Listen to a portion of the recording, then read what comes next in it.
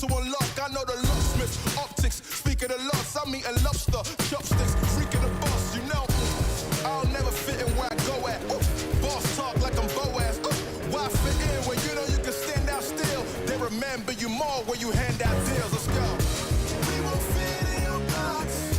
We don't quit, we won't stop. Ride us all to the top. We won't fit in your, we won't fit in your, we won't fit in your box. No, we don't quit, we won't stop. No, ride us all to the top. Whoa. We won't fit in your box. No. Don't box me in. I do my own thing. Spirit is right within. I got my own way. Father is not within. Look at the way that I do my ops again. Oh, better let me loose. You know that I got the juice. Everything I got to do. Words that I speak out my mouth, I gotta move. Oh, we can't fit in your box. We too cold to get low.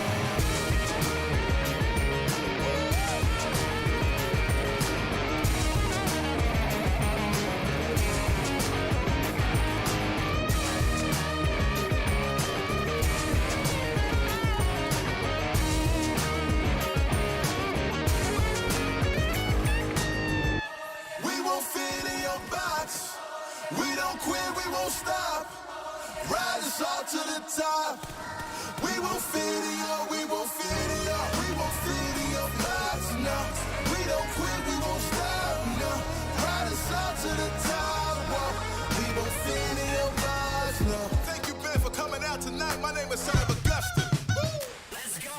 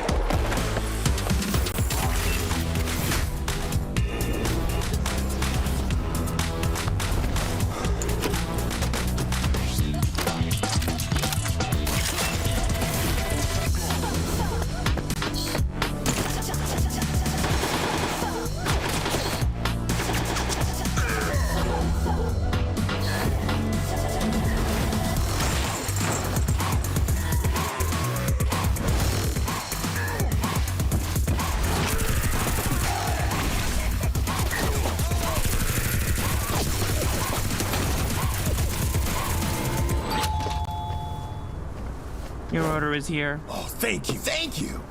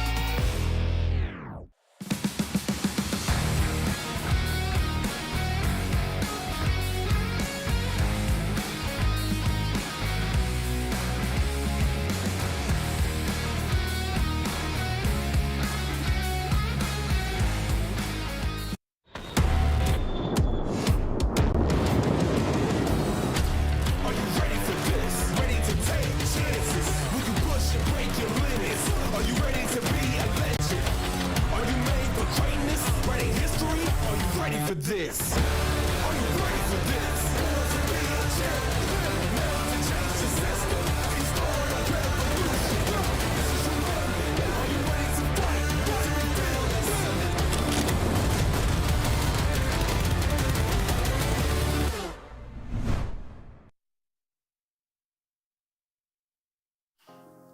Welcome to PMPL EU Stage 3. I hope you guys have had a good week and you're looking forward to this, because I am, and I'm Ginny, joined on the desk by Max.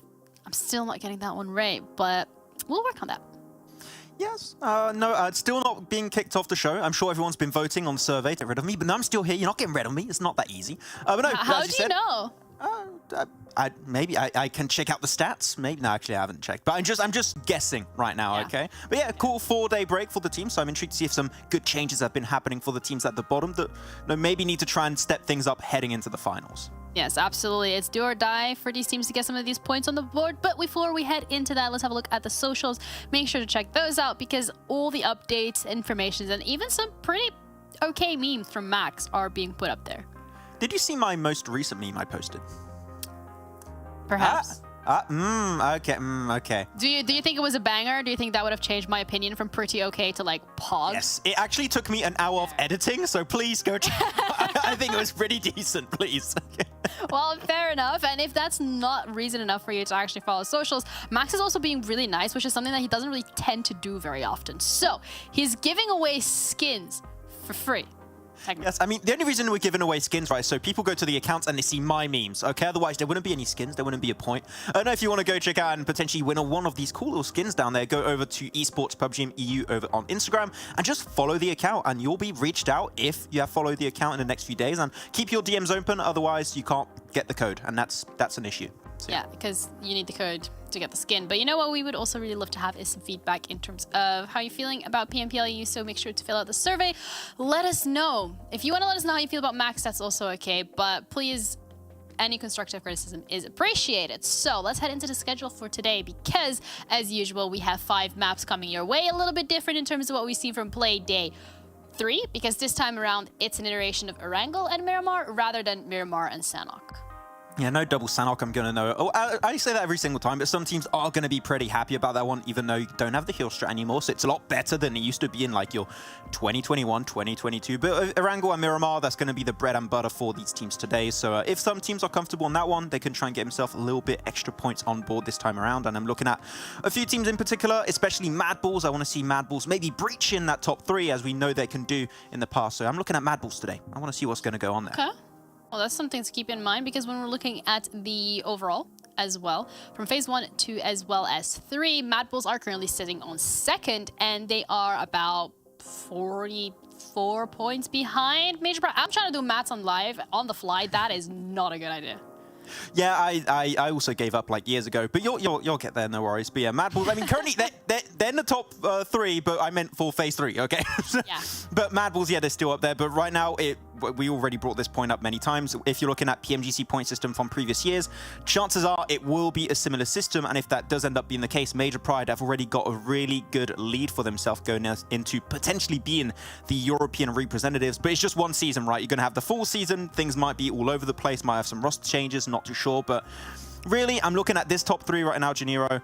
With our expectations going at the very start of the season, I am just not surprised to see Major Pride, MADBULLS, Gladiators up there, and they're just your top 3 favorite teams. So yeah, as expected, pretty much. Yeah, Sly and Excuse Me have kind of wormed their way up into that top 8 position, which is a very great position to be in. The stage 3 has been very kind to them. They very much performed and given it their all. But when we're looking towards the bottom here, SHOCKWAVE remains that gatekeeper for Unicorns of Love to be able to push up to the 13th point and give themselves a shot at potentially Vikendi, because surprise, it is the last weekend of stage 3, which means on Sunday we have Max's like least favorite map. What do you mean? I love Vikendi. It's cool. It's a cool map. You've got a G36C. Okay, it's an amazing weapon. I love myself some Vikendi. But I'm actually happy you brought up Shockwave, because in the past 2 phases, we've seen a pretty nice step up from Snoix as a solo player, which we haven't seen much of him, at least in phase 1, which is when the team was doing well. So good to see Snoix doing well. they have definitely slowed down their pace, though, entering these last two phases. So I want to see them hopefully pick up some extra momentum here, because in the finals, with their current results and placements, chances are they would be one of the few teams missing out on the finals. So we need to see some more consistency. We need to see SHOCKWAVE get to that late game just a little bit more. Yeah, they need to keep stepping it up if they want to make sure that they're able to close it out. But we're looking at the top 5 players as well, and it's going to be no surprise that Erangel is on there. Well, I mean, I was going to say, I thought you were going to say no surprises in first place. I'm like, it is pretty close between some of these players, but it is no surprise to see Erangel at least on this list, same for Effect. And it's such a really cool storyline when you have these two players being part of the same team last year, part of MADBULLS, winning the tournament, and just doing so well in the full season of 2022. Now on separate teams, they're still both performing. Erangel had a little bit of a hotter start with his team. The synergy was present from the get-go. For Effect, that wasn't really the case, but now with Nomi, with Monkey, the step-ups are looking just so good. Effect has been able to get so many elims. Like, he's got a 1.6 average elimination, which is so strong after 3 phases of this tournament. So we got our favorites that are coming in clean, but Kitsune, that's the most important one that I want to bring up on this list here, Janiro. He is an IGL. And he is on the top 5 MVP list, which you do not see that very often. He's been popping the hell off. Of course, with his team, Matic, Tixi, Meku, they've all been doing fantastic. But the fact that he's top fragger of his team as an IGL has really impressed me. And I want to see if that can continue for the foreseeable future. Yeah, we're also looking at some of the clips from the last couple of playdays, and if we're just looking at Major Pride specifically, Effect being highlighted this time around, I mean, there's a reason why he's in the top 3 of the top 5 best players this time around on PMPL.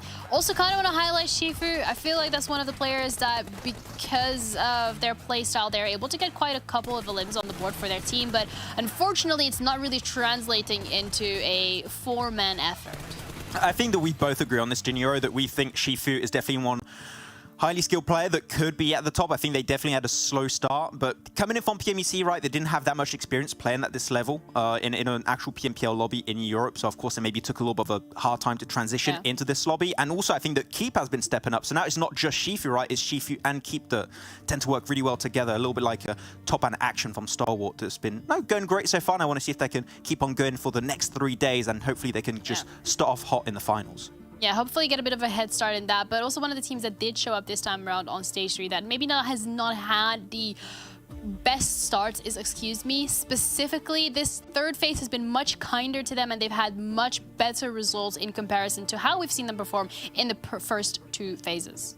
I was looking at the survival time in particular. Of course, when you survive longer in the games, your eliminations, your damage is going to go high, right? Their survival time just about 23 minutes, and we're just halfway through this phase, and they've already reached 7 podium finishes, Jiniro, which is insane. They got 9 in the 2nd phase total, which is still a really good ratio to have of podium finishes, but they're already at 7, only halfway through, showing they're highly consistent to get into that late game. So I'm not sure exactly what happened internally for the team to make these changes and iterations, but when it comes to macro and how they approach these circle changes and how they rotate around the map, it definitely seems like there's a way smoother process that's working out, maybe between communication and IGLing. But Excuse Me has been, I would say, the big surprise in the last 2 phases that stepped up and has been able to retain that consistency 2 phases onwards. Yeah, and if you want to know exactly potentially what's going on behind the scenes when it comes to Excuse Me and the things that they've been putting in place to make sure that it works out, let's hear from the interview.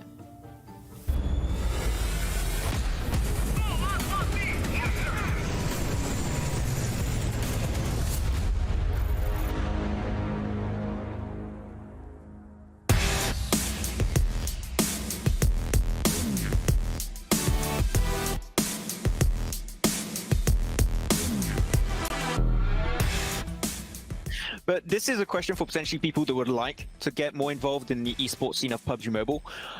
On PMPL show days, what would be your daily routine to get maybe in the mood for PMPL, and what do you do after you've played your 4 to 5 games?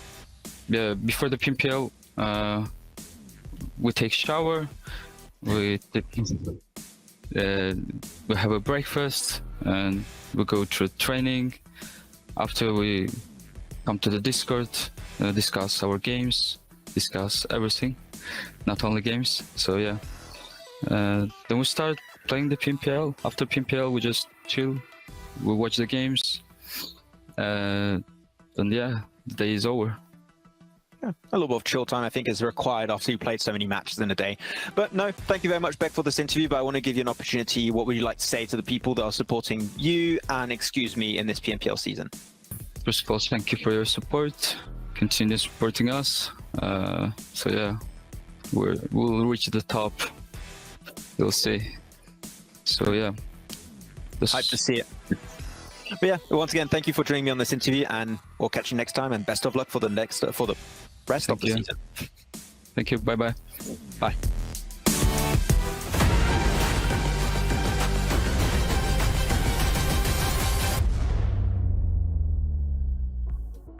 Well, Max, I guess you wishing them luck worked out. Yeah, and showers. Showers important. Showers. Hey, he said it. You got to shower, and I don't know if they were not showering before phase 2, but now they are, and they're getting wins. I don't know. Yeah. Hey, just pure speculation right here. Okay, I have to do the hard-hitting analysis. I just analyzing the interview. That's all I did. It's a very hard-hitting analysis from the interview. Just take a shower. I think it's good advice. If you haven't, make sure that you listen to the advice on broadcast today. I think that will go quite a long way. But let's have a look at the MUERTE, because they started off incredibly strong. It feels like a little bit on the flip side of Excuse Me. They start off strong and then they're slowly starting to lose that momentum.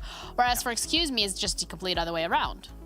For the MUERTE in particular, I do have to give something to them for the second phase. Is that a lot of the teams that had a slow start started stepping up, and maybe they were not just able to calibrate in time and just make changes to really get used to the new changes that happened in the lobby, because a lot of teams did step up in that second phase and they had just a little bit of a rough transition. But now into this third phase, I gotta say, we've been seeing not only Malloy doing well at the start of the phase, but we were seeing Malloy do solo plays a lot during phase 2. But phase 3 is not just Malloy, because if you're looking over these 12 matches they played so far in this phase, Discrim's got 12 elims, Happy J's got 14, Malloy's got 14, Milky Way has got 14. So everyone as a collective has been just getting so many fragging potential in these matches that I gotta say, MUERTE as a squad has leveled up, and especially this last Sanhok game you're gonna see the replay of was, I think, their best game so far since phase 1.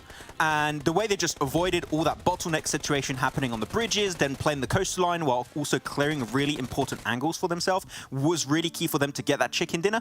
And that shows to me that it seems like the communication has improved, and it seems like there's better synergy, a little bit similar to what we saw in phase 1. So yeah, I'm liking what's been happening. It seems like maybe their confidence is back, and this is a team that would rely on confidence in a lobby that's known to be super aggressive. Well, they need to get that confidence going, but we also have a video interview ready once again with the MUERTE this time around to see how they've been up to.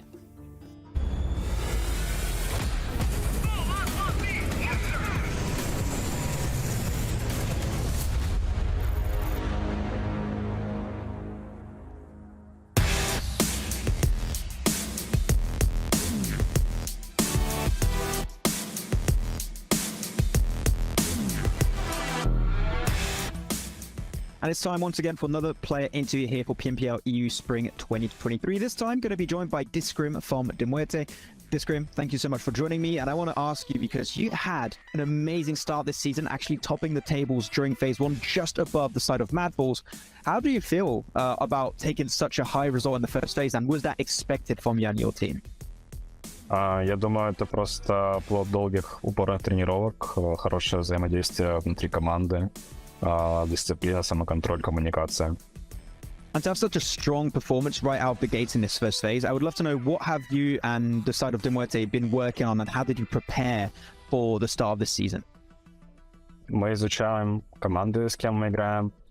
Мы тренируемся на коммуникацию внутри команды, налаживаем взаимодействие и тренируемся, играемся. Right, well, talking about that synergy and that communication you've been working on, it seems like you, Discrim, with Malloy in particular, have that really strong bond, that really strong synergy in game to be one of the top, if not the top, fragging duos so far in this tournament. How has your duo of you and Malloy has come to be? На самом деле, каждый вносит огромный вклад в команду, и нет такого, что кто больше убивает, тот больше вносит импакта в команду. Это просто плод хорошей игры, малого допуска ошибок и исключительной игры на команду. И из-за этого выходит такой результат.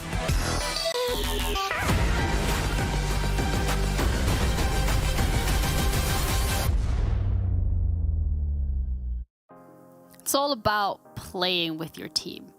and doing well. And that is actually what we've seen teams like MADBULL and Major Pride be very good and very consistent at. So the MUERTE had that consistency as well, especially phase 1. But it feels like now in phase 3, they're still looking for that identity again. Yeah, I do like also during that interview, Discrim was saying that he doesn't think that anyone's getting more eliminations than the others. If you told me that at the end of phase 1, which is when that interview was done, I would be like, I do doubt. It feels like him, Discrim, and also Malloy were just doing a lot better. But it seems like they're a lot closer to what their at least intended playstyle was, which is everyone is fragging out, everyone is putting effort in. As I said, they're all around that 12 to 14 elimination bar right now. So yeah, I'm liking what MUERTE are doing. It's just we know what they can do at their peak, and we know that they can just fall off really quickly like we saw between phase 1 and phase 2, which that brings up a few question marks for me heading into the finals. As you know, they will be qualified for that, no questions asked, but how will they perform there? That's my question, and they have now 3 days to try and just solidify this current playstyle they're going with.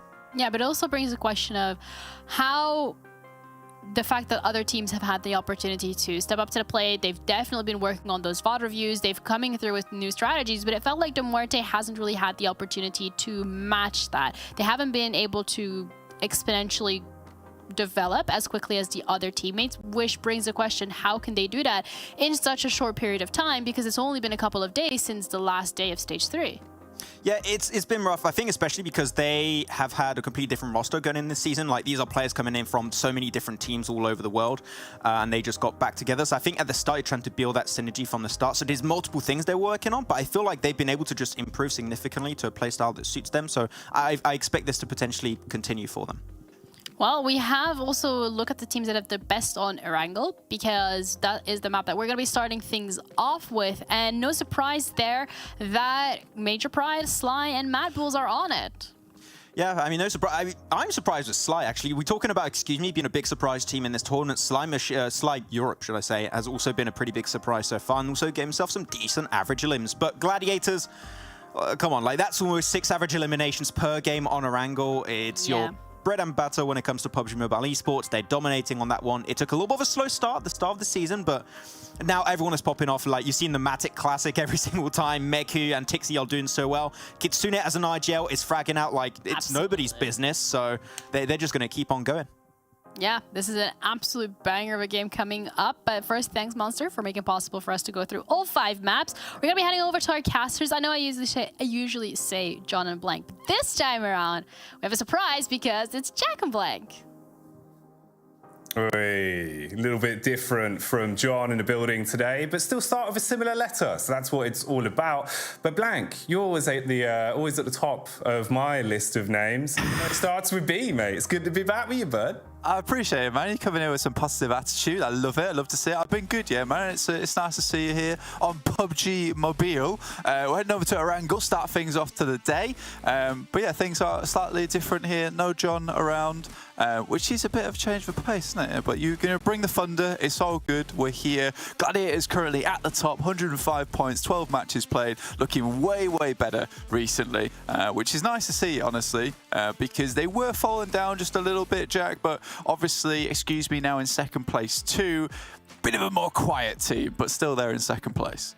Yeah, it was interesting as well, watching back some of the VODs from this split and seeing how it looked like in the starting portions. There was a few upsets, a couple of teams that none of us really expected, having some good runs. But it almost looks like rounding up last week was a lot more consistent. Again, Blank. So I'm interested. I'm just kind of like an agent of chaos here to see where this goes. Absolutely, you're just in for the ride right now.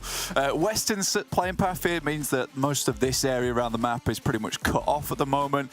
Getting towards those vehicles, which are kind of dotted around this region on these roadsides, will be pretty useful for a lot of these teams. I imagine that we're going to be looking at Box Compound up in this area being quite the hot spot. And I am kind of curious, and I think it is going to be a case of the guys from Gladiators dropping over towards North George. It's a bit of a change of pace, because since they started dropping down towards Ferry Pier along this area, Jackie, they started to do a lot better in their games, and I'm hoping that North George drop does still look as strong as it once did back in the past.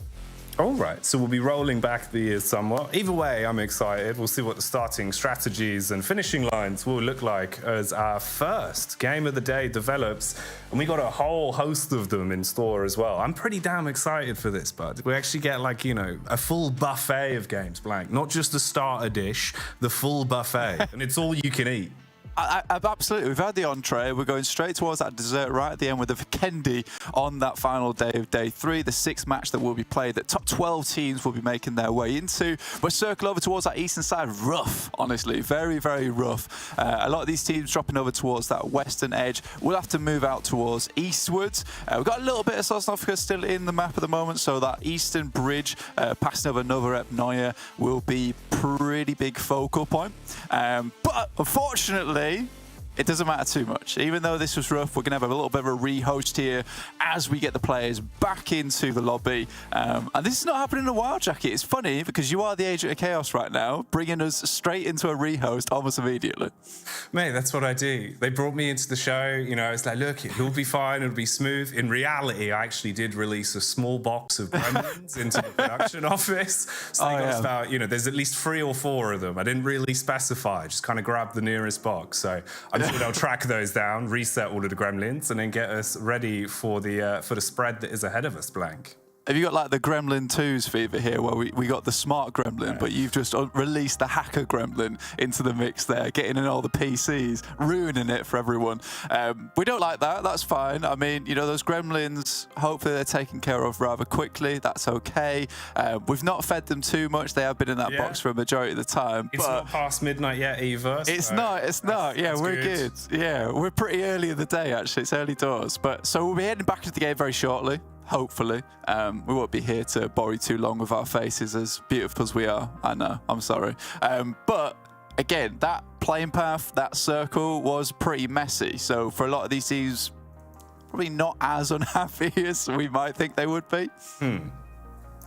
Yeah, no, I agree with you. I've also got a quick one for you, actually, Blank. Considering it is a rehost, I feel like, you know, similar words that start with rehost, riddles, we can tie those together. Rehost riddles? Yeah, little rehost riddle. Just a quick one before we're back in. All right. What is the most useful instrument in a mathematic teacher's toolkit? Ooh. My brain is fumbling right now. I'm thinking trumpet, I'm thinking flute, but no, I don't know. That's more music class. I don't know if that's going to help as much with the mathematics. I know. And I was like, wait, we're not talking music. We're talking like protractor or ruler. But yeah, I couldn't tell you, mate. You're going to have to give us the rehost riddle answer here. It would be a set of multipliers. It was more of a rehost dad joke on that one. Yeah, that's not great, but it has, you know, lightened the mood for me slightly as we head back into towards the game. Yeah, multipliers. What would that look like? Would that just be like a set of just pliers all together, like in a little ring? Look like one of those, or like a massive 2 with a massive 2, but they're like a set of scissors. So they just kind of, they don't really do anything, but they hit each other, and you can be like, look, that's 4. That looks cool. Yeah, you get like, this is like year 1 maths. It's like the 2 times table, but it's all just there. Just that overall. All right, we'll head back in now. Straight back in towards the game. We're going to get those multipliers put away back in the drawer and head back over to Erangel safely as well, because they are quite dangerous. We have said that they look a little bit like scissors, very sharp. But yeah, heading back in towards Erangel once again. Sat here waiting for the playing path to come through. Erangel so far, there's been quite a few teams that have been pretty good on this map. Let's do a little bit of a head count here, because you know we have seen Gladiators, Major Pride all do fairly well on Erangel overall. Gladiators at the moment struggling the most on Sanhok, playing a little bit too paranoid over on that northwest island. MADBULLS consistently do put up a pretty good performance here. They're not playing this match. MUERTE also not jumping into this one. And I think they are a bit of a surprise being in 4th place. I think Kalaris would have loved to have been here for this final weekend, just because he's always asking whether they're a 12th place team, and they certainly aren't anymore. You know, 4th place is really, really good. We just have to hope they keep up those kind of numbers here.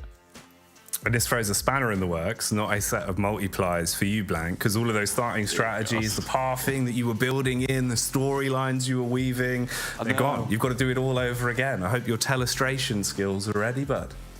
I think there will be, yeah. It's all good. We're good to go. That spanner is going to cause some slight issues, but I think it's fine. I just have to do a bit of a reset here, you know, get the eraser out and all that good stuff. Oh, yeah. But looking at this playing path, this is actually mega kind, right? This is like a stark contrast from this bad boy to this bad boy. So we're looking a little bit happier here. Obviously, most teams will be able to get exactly where they want to. I think the only real area of the map that's a bit more difficult to head up towards would be Stalber. But then again, you don't get many teams heading up towards Stalber, and if you do, they're most likely rotating from Lipovka or from Severny side, taking advantage of that Kameshki crossing over towards the top. Not many teams actually in Sosnovka. This is practically completely clear at the moment, which is a little bit odd to see for me. I imagine that maybe we'll get 1 or 2 teams heading down there, but no. With the 13 teams we're currently playing with, because we are only having 4 teams out this time around, the maximum that we'll see, majority of the middle map is taken up, so we're probably going to see some early conflicts here, Jackie.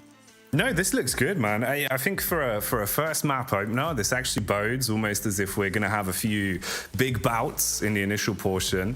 It does feel like there is a lot of room for some scrappy openers. So hopefully that will start us off with a nice pep in our step to get us in the right mindset, Blank. You know, big day here to open up the week. You want to come out swinging. Also, yeah, I don't know how he's alive right now, but finally gets shut down with a shotgun in the back. The Effect's going to try to do something about it, but he's effectively sent away. Unfortunate way to start off the game here for Major Pride. Considering this is the team that usually on their first game of the day, Jackie, tends to do extremely well. And, you know, this is a big change of pace here for Gladiators, because this wasn't exactly a playing path that would ruin their northern split right up towards North George. So they've actively sent down here towards these vehicles, stolen them away from Major Pride, and picked themselves up an elimination in the process. That's huge. Not only do you take away their ability to rotate fast, you can now reposition, and you got that opening first frag within, what, a matter of seconds, completely throw the potential pace of the game out of the way early on. It's a dream scenario. We were talking about the early scraps. They've definitely delivered there in the first altercation, but probably not the way you'd want it to go for Major Pride, as you've really got to sort of shuffle to rebuild off the back of this, quickly get out of there, and try and actually get a bit of scavenging on the go. Absolutely. I mean, being down to 3 players here is not ideal for Major Pride. Usually they do like to take a couple of fights for the teams that play towards Rozhok side. Currently that is Dagestan over towards that area. But more so than that, you know, for Gladiators, with the circle popping over towards the eastern area of the map, not fully over towards the east of the water, this is a bit more kind and careful. For them, it does mean this rotation down towards Box Compound, just on the northwest edge of this circle, is way easier, right? Because they've already taken out one of the major players in that region of the map in Major Pride, and they are like quite difficult to deal with at the best of times, right? So for Major Pride being down to 3 players, Gladiators being able to sail straight on through past that little island, which can be a bit of a problem, feeling a bit much more comfortable in that, knowing that the team that was usually there, that is very good at holding onto that position, is now down a player. I think Gladiators should have a good game off the back of this one. Thing is about Major Pride though, Blank, when you get an animal trapped in a corner, it's normally when they become their most ferocious, and they are good late game players. So we'll see if they can respond and recover in kind.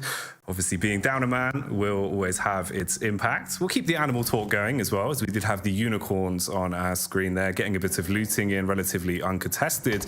And now we can take a quick glance back as well. This was the opening fight that we had. The fight for the rock control, effectively, is what it boiled down to. And this is the way that Major Pride lost out on that opening bout. Trying to get the bonnet off, but not quite the Tokyo Drift you'd want in that one, Blank. Not really. I do love that, you know, he had the M16 out, peppering that in towards Yen, didn't do the job, pulled out the shotgun, just blasted him in the back, in the spine, and sent him flying. So unfortunately for Yen, wasn't getting away from that one. As long as he was living that one out with basically 0 HP, drifting in and out of consciousness in that. But yeah, so for Gladiators, pretty decent start for themselves. But yeah, Unicorns of Love, this is a good one to talk about up in Zaki at the moment, northwest side, very much on that edge. That is unfortunate, Bolodoi. It's a problem with these hay bales, man, is they're a little bit more chaotic than usual. Switches a skid over, hoping that'll do the trick, but he is comfortably balanced on this like a gyroscope. Man, this is actually like the physics behind this is pretty impressive. There you go. That's a bit of trigonometry for you. They went to school for that one, Blank. He's got a degree for that. That's right. He pulled out his multipliers, figured out what was what. The return of the multipliers. Return of the multipliers. They came back out again. He was figuring out exactly what speed he had to go at with those multipliers and figured it out perfect. I think he was maybe going a bit too fast. That's quite vicious, honestly, to get them off the back of that one. But they weren't happy with how that rotation was going. Wanted that to go a little bit speedier down towards Pochinki. And fair play, to be honest, for KONINA Power. Pochinki being a pretty hot spot towards that western side of the map. If you can take control over those southern headlands, you know, that's a great place to be. Start taking shots at players coming in through Gatka. Back up to Unicorns of Love. I keep getting distracted from that at the moment, but I think that they've been having a little bit of a resurgence recently. It's not a huge one, but I think that playing towards these end games has been a lot easier for them. Just trying to head center as quickly as possible a lot of times. But for Unicorns of Love, still on 68 points in 12th place. They would just about make it into that Vikendi game, Jackie, but right now it does all hinge on the balance between them and Dagestan being 10 points behind. It's close and competitive as we like it. We'll keep you in the know as things develop. Obviously right now a little bit of a slower lull in the battlefield compared to the opening bout that we had, with a lot of time being taken to just get those early rotations on the go and set yourself up, high ground, up for the grabs. And that will be claimed as well with the lovely cheese wheels we have here. Oh yeah, the cheese wheels. Kind of good to get rolling downhill here for Black as he jumps into the vehicle. He gets off the top of Everest quite quickly.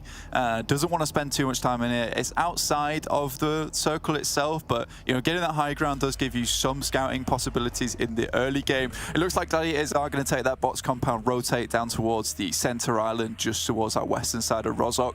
Move through nice and quickly. Again, we do have 4 teams out of the lobby this time around. So they take the sit from their groups, which means there is only 13 teams in Erangel.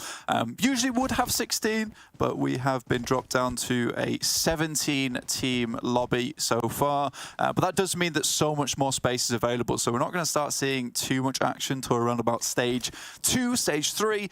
Those circles will be a little bit more drastic in terms of the shrink. Right now, it's just about finding yourself a decent position towards the center, which Major Pride and Dagestan have both found on that south side of school.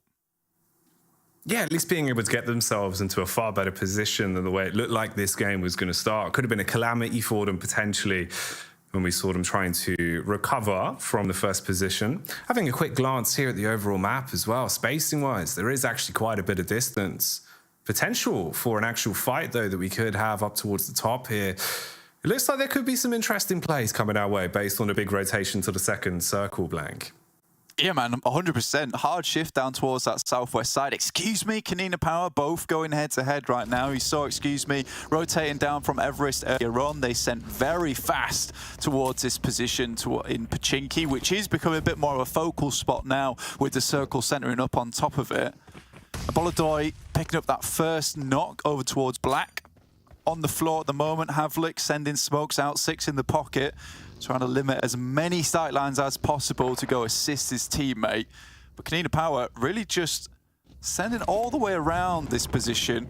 Haven't had the best of tournaments so far. KONINA Power were very good on Sanhok, but have been a bit shunted out of that one. That was kind of their playground. But Erangel looking to try and bring things back up to speed as Beck finds himself face-to-face with Fash. And this is all going wrong on all corners of the map now. Major Pride being knocked, and in the engagement we have here, it's the utility that's providing extra layers to just keep, excuse me, in a bit of a rough spot. Furia, lucky to even be standing as he recoils round the back of the corner, and you've got them effectively trapped, hook, line, and sinker. This is a prime position now to really thrust yourself further up in the rankings for KP. They've got good high ground, good map control overall. You know where the knocks are onto the players that's crawling off. That's big info if Black tries to go for the rotation around. A lot of combat breaking down right now, Blank. They should just be able to clean up, ideally, especially with the utility they've got in the back pocket. It's a really, really good play from KONINA Power coming through so far. Taking advantage of chopsticks as well. Playing a Bolodoi in the buildings, just watching those sightlines. Even wherever, excuse me, really wants to go right now, they are trapped into this building. Black's up in front. The smoke's down, being the only thing that keeps them alive. But Corazin makes the flank happen. Massive flank round the back. The reverberation's going to be felt through the remaining, players, and it's all on this man. Peeks up from the top of the balcony. Does hit one, constantly being peppered upon as well. Hoping that maybe he can get somewhat lucky with the nade here, use the utility to force them further back and maybe have a timing. Not going to go deep enough. It's such an uncomfortable position as well. He knows he can make a maneuver, set himself up on the stairs for a little bit more of a lunge on the follow-up nade. Still not going to be able to punish onto the knocked players that are now being able to put themselves back into a good position. So KP, as awkward as this has gone in the last few moments, they've actually kept it really clean. You've been able to get out, do enough damage, and pretty much clean house against the entirety of the roster as well. It's just about getting away now. This is his only opportunity, and he could be going straight towards the Gladiators. Yeah, I mean, Gladiators have set themselves nicely towards those headshot hills as well. Havlik moves across, back into some sort of safety here. Tixi, though, realizes that now's the time to make a move out, because this circle down towards the south side is pretty brutal, honestly. Not a lot of compounds in this area. Nexus will be happy with the result that they've picked up here, moving across from Mill to Power, past Farm, down towards this little bit of a push out on the coastal side. It's a nice position to take hold nice and early on. Monkey, last player remaining for Major Pride. You mentioned it during that engagement between, and KONINA Power. They lost players left, right, and center. I'm not sure exactly who to. I think it was Dagestan. But now Nexus in a really good spot here. If the circle moves further down their way, this little bit of headland is super, super good. They even got 2 players out in the warehouses, north side, so they have places to regroup to. This is a big play from Nexus. Ooh, this could be a little bit awkward as well. Spelunking in an automobile, not normally the easiest of tasks. He's attempting to recover it, to at least keep himself moving in the right direction. It's worked somehow. I mean, he's still holding on, bud. He's, he's got a pathway to stay in it. He's got some spikes on those wheels. They're digging into the rock there, keeping him. He's back up again. that is surprising. I like that he's been able to do that. Meku, though, going down in the fields here, most likely will get flushed as well. That is real bad news for Gladiators. And again, this kind of comes back to that same problem that they've been having earlier, which is playing a little bit too far towards that edge side. And I think that, when you do have a lobby that is limited on players in the first place, Gladiators' prime tactic of having 2 players outside the circle, 2 players in, it's not really as effective anymore because there's so much space you could be taking towards the center. And I think Gladiators, the players there on that team, have the chops to do that sort of thing. They do relegate themselves towards this edge play style a lot of times and find themselves caught out. Now even coming up against ARR, Unicorns of Love have left Meku completely alone, so he is resable, but they've just sent away from him. Oh, this is going to get so rough. The scraps are kicking off. They thought they had him entirely penned in, but there is eyes on every position now. Spam coming across, awkward trades as the game is being played out. Amatic in this 1v1, just trying to keep his hitbox moving as he strays side to side. Again, the utility being pulled out as well to reinitiate this fight. Ooh, DPHE over the back. That's actually going to take a bit of top off. Aces off to the side, has a bit of an angle here. Tapok moves in, Clutch Maestro himself over towards that top side. Kitsune drops down, and really this is where the 2 players from Gladiators have to make a move. But actually, AAR moving directly into the sidelines of KONINA Power are holding both these teams at bay, and it looks like Matic and Tixi are just going to send away themselves.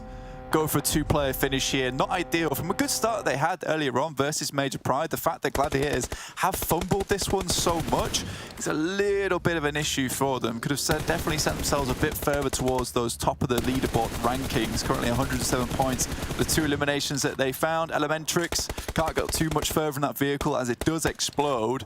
KONINA Power having a good game so far here, Jackie. Yeah, it feels like they've always had good positioning. We've seen them on our screens doing a ton of damage, and this is a hell of a fight to be taking.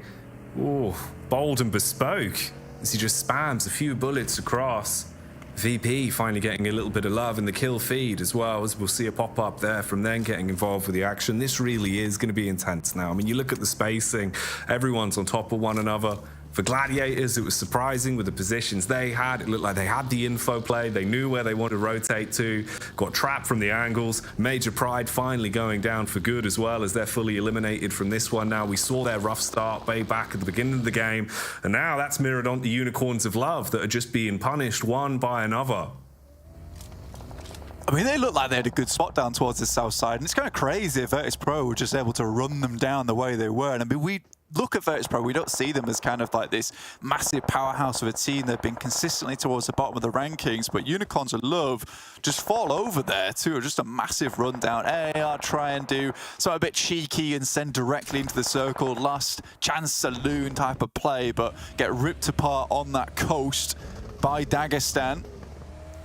A lot of teams not really wanting to commit too much here. NEXUS still with this really good 2-2 split. But Dagestan sending directly in now, and I think that NEXUS now have to pull something crazy out the back of the boot. What have they got in that big old boot?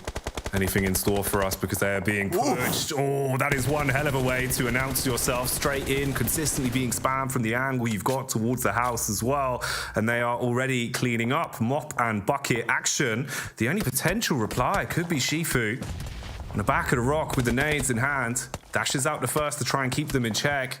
Oh, he's pushing up. He wants to try and take the space here as he's chicaning his way through, losing a little bit of HP on the engagement. We've got another fight going on as well, as KP struggling to keep themselves in any sort of position to be on the scoreboard right now, as they are cleaned out, 2 of them taken down, and things really are getting quite scrappy. Yeah, they were having a decent get, but again, this is all happening just because there's so little compounded area around here. A lot of these open grounds where there's very little places to go. In the meantime, Terminus makes a late rotate in, and Fash, who has consistently been one of the best players on KONINA Power, getting that 1v4 in phase 1 over on Miramar, now looking to send this a little bit further. Even getting the 1v4 over on Sanhok last weekend versus Gladiators. No, this guy is not to be trifled with, drops to the ground, has to make something special happen, but I think it might just be the blue that does it. Trapped on the edge of his zone and couldn't actually make the play there, hoping he'd get the tap off at least, but just goes down to the wayside and leaves us in a far riskier position. The fights do keep on going. Spam from a distance, smoke to shroud him, hoping for the best on a few pop shots, as he does at least have the full info of their rotate. And they've got the vehicles to escape themselves, because you are basically just trapped. You might have a bit of high ground, sure, but there is a flanking squad that would have a read on you soon. I think that for these guys up towards the northwest, it is pretty much all but over. You're going to have to make a really strong play. I'm not sure how many players have that ability to make it happen. That 2-2 split from NEXUS, actually now regrouping down towards the coastal side. A smart play will leave that warehouse open. Sly Europe's played from these types of positions before, though, right on the edge, and made something work off the back of it. For Avalanche, this is a really important game for them. 15 points over that last weekend. A lot of games, I think it was almost 12 total for them. They just weren't able to find anything in them. What can be done in the dying moments of this one? Talking of which, it seems like it'll be the end for Gladiators. They've been on the tops of our tongues this entire matchup, but here they're starting to fully fall. So they will be cleaned up, and VP, surprisingly, throughout the course of this one, has been appearing in the back in those little moments of chaos when they can try and get involved with a third party. They've been finding success, and again, they'll look to try and do just that in the dying moments here, as this is going to be really intense. In terms of the rotate, I mean, VP, you could be walking into a hell of a clothesline. Same could be said for Unicorns of Love, as Michi attempt to make a move, but he's been absolutely obliterated. Panic smoke's going down now to shroud them as you got stuck in the open. Yeah, this is like a disaster ditch right over here for Dark Project. I mean, it's right in the center, so they can live this one out for quite some time. Sly Europe setting up towards the shack, just on the north side of this cliff face. Start to move up now. Good smoke's already placed down to limit the sightlines from Avalanche towards their way, but it is a 4-man team. It's going to be a bit of a challenge, a bit of a test for Sly Europe, see if they can pull this one off. Shockwave, with their 3 players, take up that position over towards that northwest side in the compound that NEXUS were holding, but now they have to deal with VP. And stepping up is a little bit more difficult for NEXUS, because there's a lot of sightlines on that eastern edge that might just be able to start picking off 1 or 2 of their players if they're not careful. Okay, we'll see how this will pan out as well for NEXUS, attempting to play around the edge there. Could be a bit awkward, and this is the fight that I was really trying to home in on. You could see with the rotation where VP were coming in from, you're fighting all along that coast. You've got high points and low points, but it's going to be harder to fight for one another, especially with Folly basically being trapped towards the bottom. He'd have to react to some sort of late flank. if they're going to find a way to activate him. You're basically just going up against a full-on barrage here with the way they've set themselves. Still tons of utility in the back pockets as well. You've got the 3 nades that could be massive. He does get the first contact as he peeks round, launches that one off, and gets a bit of chip damage to take home. I mean, for Nexus at the moment, it is a little bit awkward in that because they're sent here quite early on. You'd hope they got a lot of looting done. Octavian there with 6 grenades in the back pocket, but can't really afford to use them all now versus VIRTUS.PRO. There's a lot more of the game still to be played out, and being with no nades over towards this coastal side really does leave you high and dry, but they have to invest them now versus VIRTUS.PRO because they've got such a good lineup on them. Nice nade over the top, and now they have to move in. Octavian set this one up really nicely. The choreography here, working well. It's been the right foot forward for a few steps. And again, the utility making all the difference. These consistent spams of grenades, blowing the early intros in from Folly. He's fumbling it. He's been able to back off at least and stay alive, but his teammates are being hard committed upon. They're able to first out on both of those down players and leave it really just on a risky maneuver. Folly tries to make his way around the back, actually hits it as well. Oh, big Papa Pumps on display with a shotgun, but it's still a rough angle he's got to fight from, and they will not give him any time. What just happened there? Pulled out the Xbox mic as well and just did the 360 no-scope with the DBS into his face. I like that a lot there. VIRTUS.PRO, though, still going, but only 1 player. 4 eliminations. Looks a lot better than we have seen them in the past, but a decent fight versus Nexus, who had to invest a lot into that engagement. Losing 1 player there is really unfortunate too. Over towards that eastern coast, you still got Havlik from Excuse Me, just living this one out, and this is usually what Excuse Me like to do. If they can't make it towards the end before, in a relatively quiet position, Havlik is usually that last member to survive through it. Shockwave moves up, nice little smoke tray in front of them, provide them some cover, but look at this, there's just nothing available to them. If someone peeks over the edge, this is just free pickings for them. Sly Europe might have a bead on towards this position. You'd imagine they're looking that way towards those smokes. That's the thing. Right now, everyone having the smokes up, you can all pretend they're walls, but the minute they start to fall, that's where it really is going to get a lot more aggressive. Again, Nexus keeping themselves competitive as well. Always popping up. Hello? Oh, God, he's a rogue driver. This is not acceptable. Just goes straight down the middle and tries to bonnet him. He's going back in for the seconds as well. Quick switch out into the vehicle. And good actual gunplay as well to be able to clean up on that one, as this is an awkward encounter you would not want to catch yourself in, as they just hard commit to it, trying to spam him in through the glass and finally being able to pick that one up. I mean, fair play to Sly Europe there. I mean, this is the team that we both predicted. I didn't expect something as crazy as this to happen. Shockwave, though, might have something to say about it, sending these nades over to the top towards that position. The closer you get here, the more rough it becomes. Snox really needs to shoot out the tires on this vehicle because you can see right underneath and slip some of those bullets towards the legs. Reflect, you know, might actually be able to crawl back towards his team, leaving Sly Europe at a 3, which would be miraculous, if anything. And it looks like they have been able to get him over there. The smoke is down. Trazen nowhere to be seen. Avalanche starts to move out just a little bit with the vehicles too that they've been able to hold on to on that eastern side. Trazen's got nothing though. Look at that. Level 1 helmet, level 2 vest, which is pretty beaten up, but no nades, no utility. And Sly Europe might just be able to play from what we called the disaster ditch earlier. They were in the hurt locker.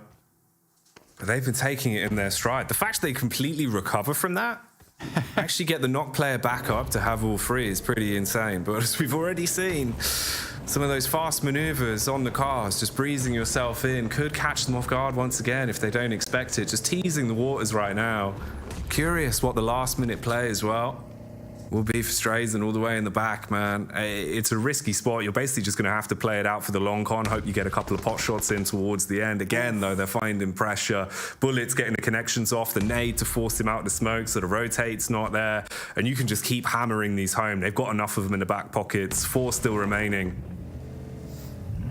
I mean, Avalanche getting that initial knock is pretty much go time, honestly. They might want to head over directly towards that coast, towards Nexus's position. Currently at 3 players. Avalanche, I think the only team now in the lobby with 4 players still alive. And this game could be the biggest point score we've seen from Avalanche in quite some time. But Alicio falls down. That is really unfortunate for them. Effectively setting up as 3 players for quite some time. PNL looks like he's been spotted too. And once again, Slayer managed to get their player back up on his feet. You wonder for how long. PNL drops down the cliff, goes down towards the play zone. This has been a real silly turn of events from Avalanche. It's all going wrong. We're talking about the choreography. Now this is turning into an absolute nightmare on the dance floor as people are still dropping. And Avalanche, it really has just been that. They have gone to such high heights, but it's all started to crumble. NEXUS still trying to keep themselves in the middle of this tussle as well. Little spam across, chip damage to soften them up. Good read. The information's been passed over. They know there's a low player. Could the grenade be on point? Slightly too far off there on the chuck would have been absolutely devastating. Could potentially just fully taken Avalanche out of commission on this one. And you're not really set up to play for one another. They can get the res player back up at least. But this is just awkward in terms of the setup we've got across the board. It really is who dares to go for the contact now. And you think about the lone man from VP that's been lurking in the back this whole time. He's still just there, waiting for his opportunity. Alicio tries to get back up again, but Octavian spots onto that one. Sly Europe usually very good at trying to control these end games. Trazen really is that problematic member from that team, but 11 eliminations so far right now for Nexus is really huge. They've been stepping up their performance throughout this phase 3, looking at 4th place right now, 90 points, not that far behind the front pack of members towards 1st, 2nd and 3rd place. But Sly Europe looking to still put in some more of that damage. Looks like Reflect understands there's still a player out that way, just sending those shots in, looking for those hit markers. It's been good recovery for them each time. They've never quite been out of the danger zone. Any view here of how the Nexus lads are playing this one as well in terms of the setup? 3 players alive for that squad, one of the only teams that do still have 3 players in commission here into this end circle. Relatively split up, and this is where it could also go somewhat wrong. Strazen's been able to keep himself hidden away for so long, just lurking in the back. With that next circle coming in, you're going to have to move up, and he should probably be spotted from the right-hand side on the push.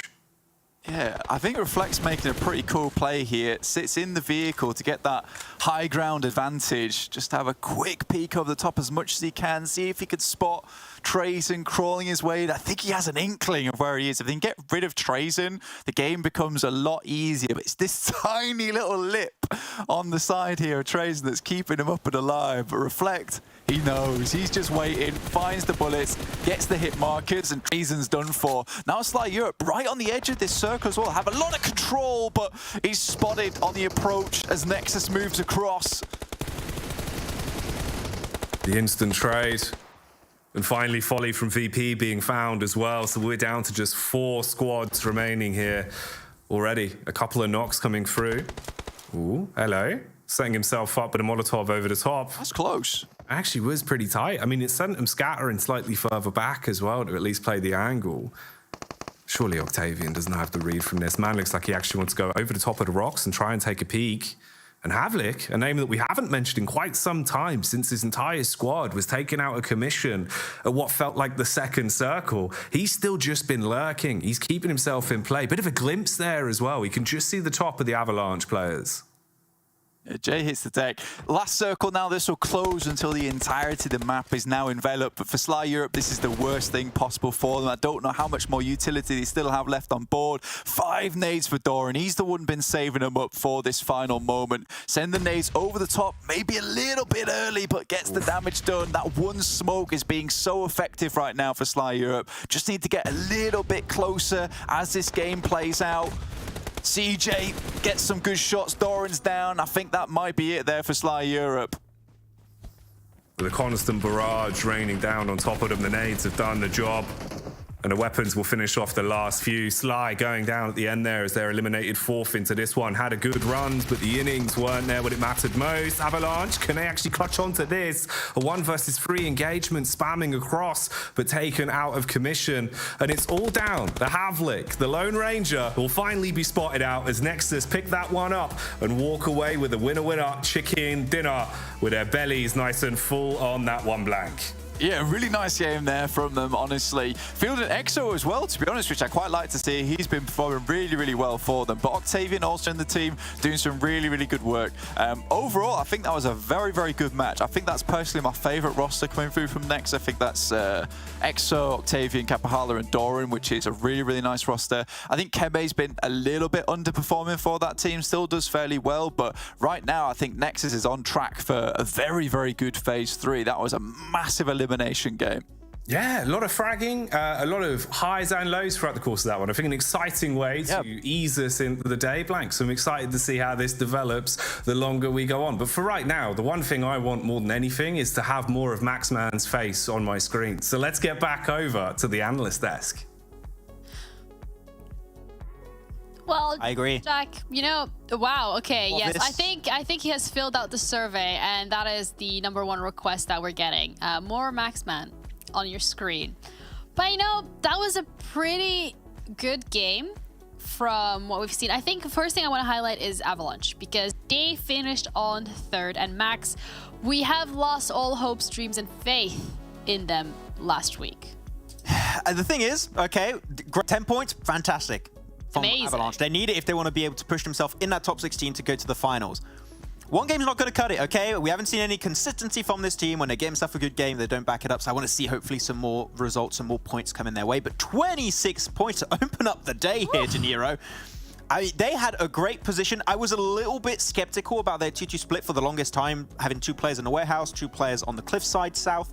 And I feel like they maybe took a little bit too long to regroup, but they got actually 2 angles that allowed them to deny a push from Dagestan. So it actually ended up working out, and then they regrouped and it just had so many nades to play with that they just could obliterate anyone that just got remotely close. So strong game from Nexus. I'm impressed.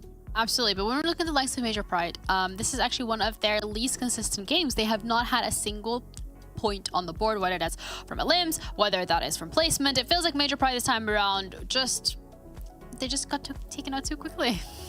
Yeah, I mean, Yen got caught out, unfortunately, trying to defend that. And I was surprised. I was like, is Effect trying to save his teammate without a gun?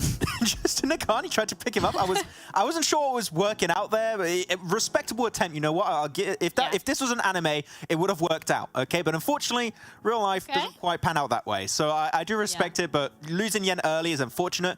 And it would have been such a good game for Major Pride too, because I believe Monkey on phase 3 or 4 was dead center in the best position of the circle at the time.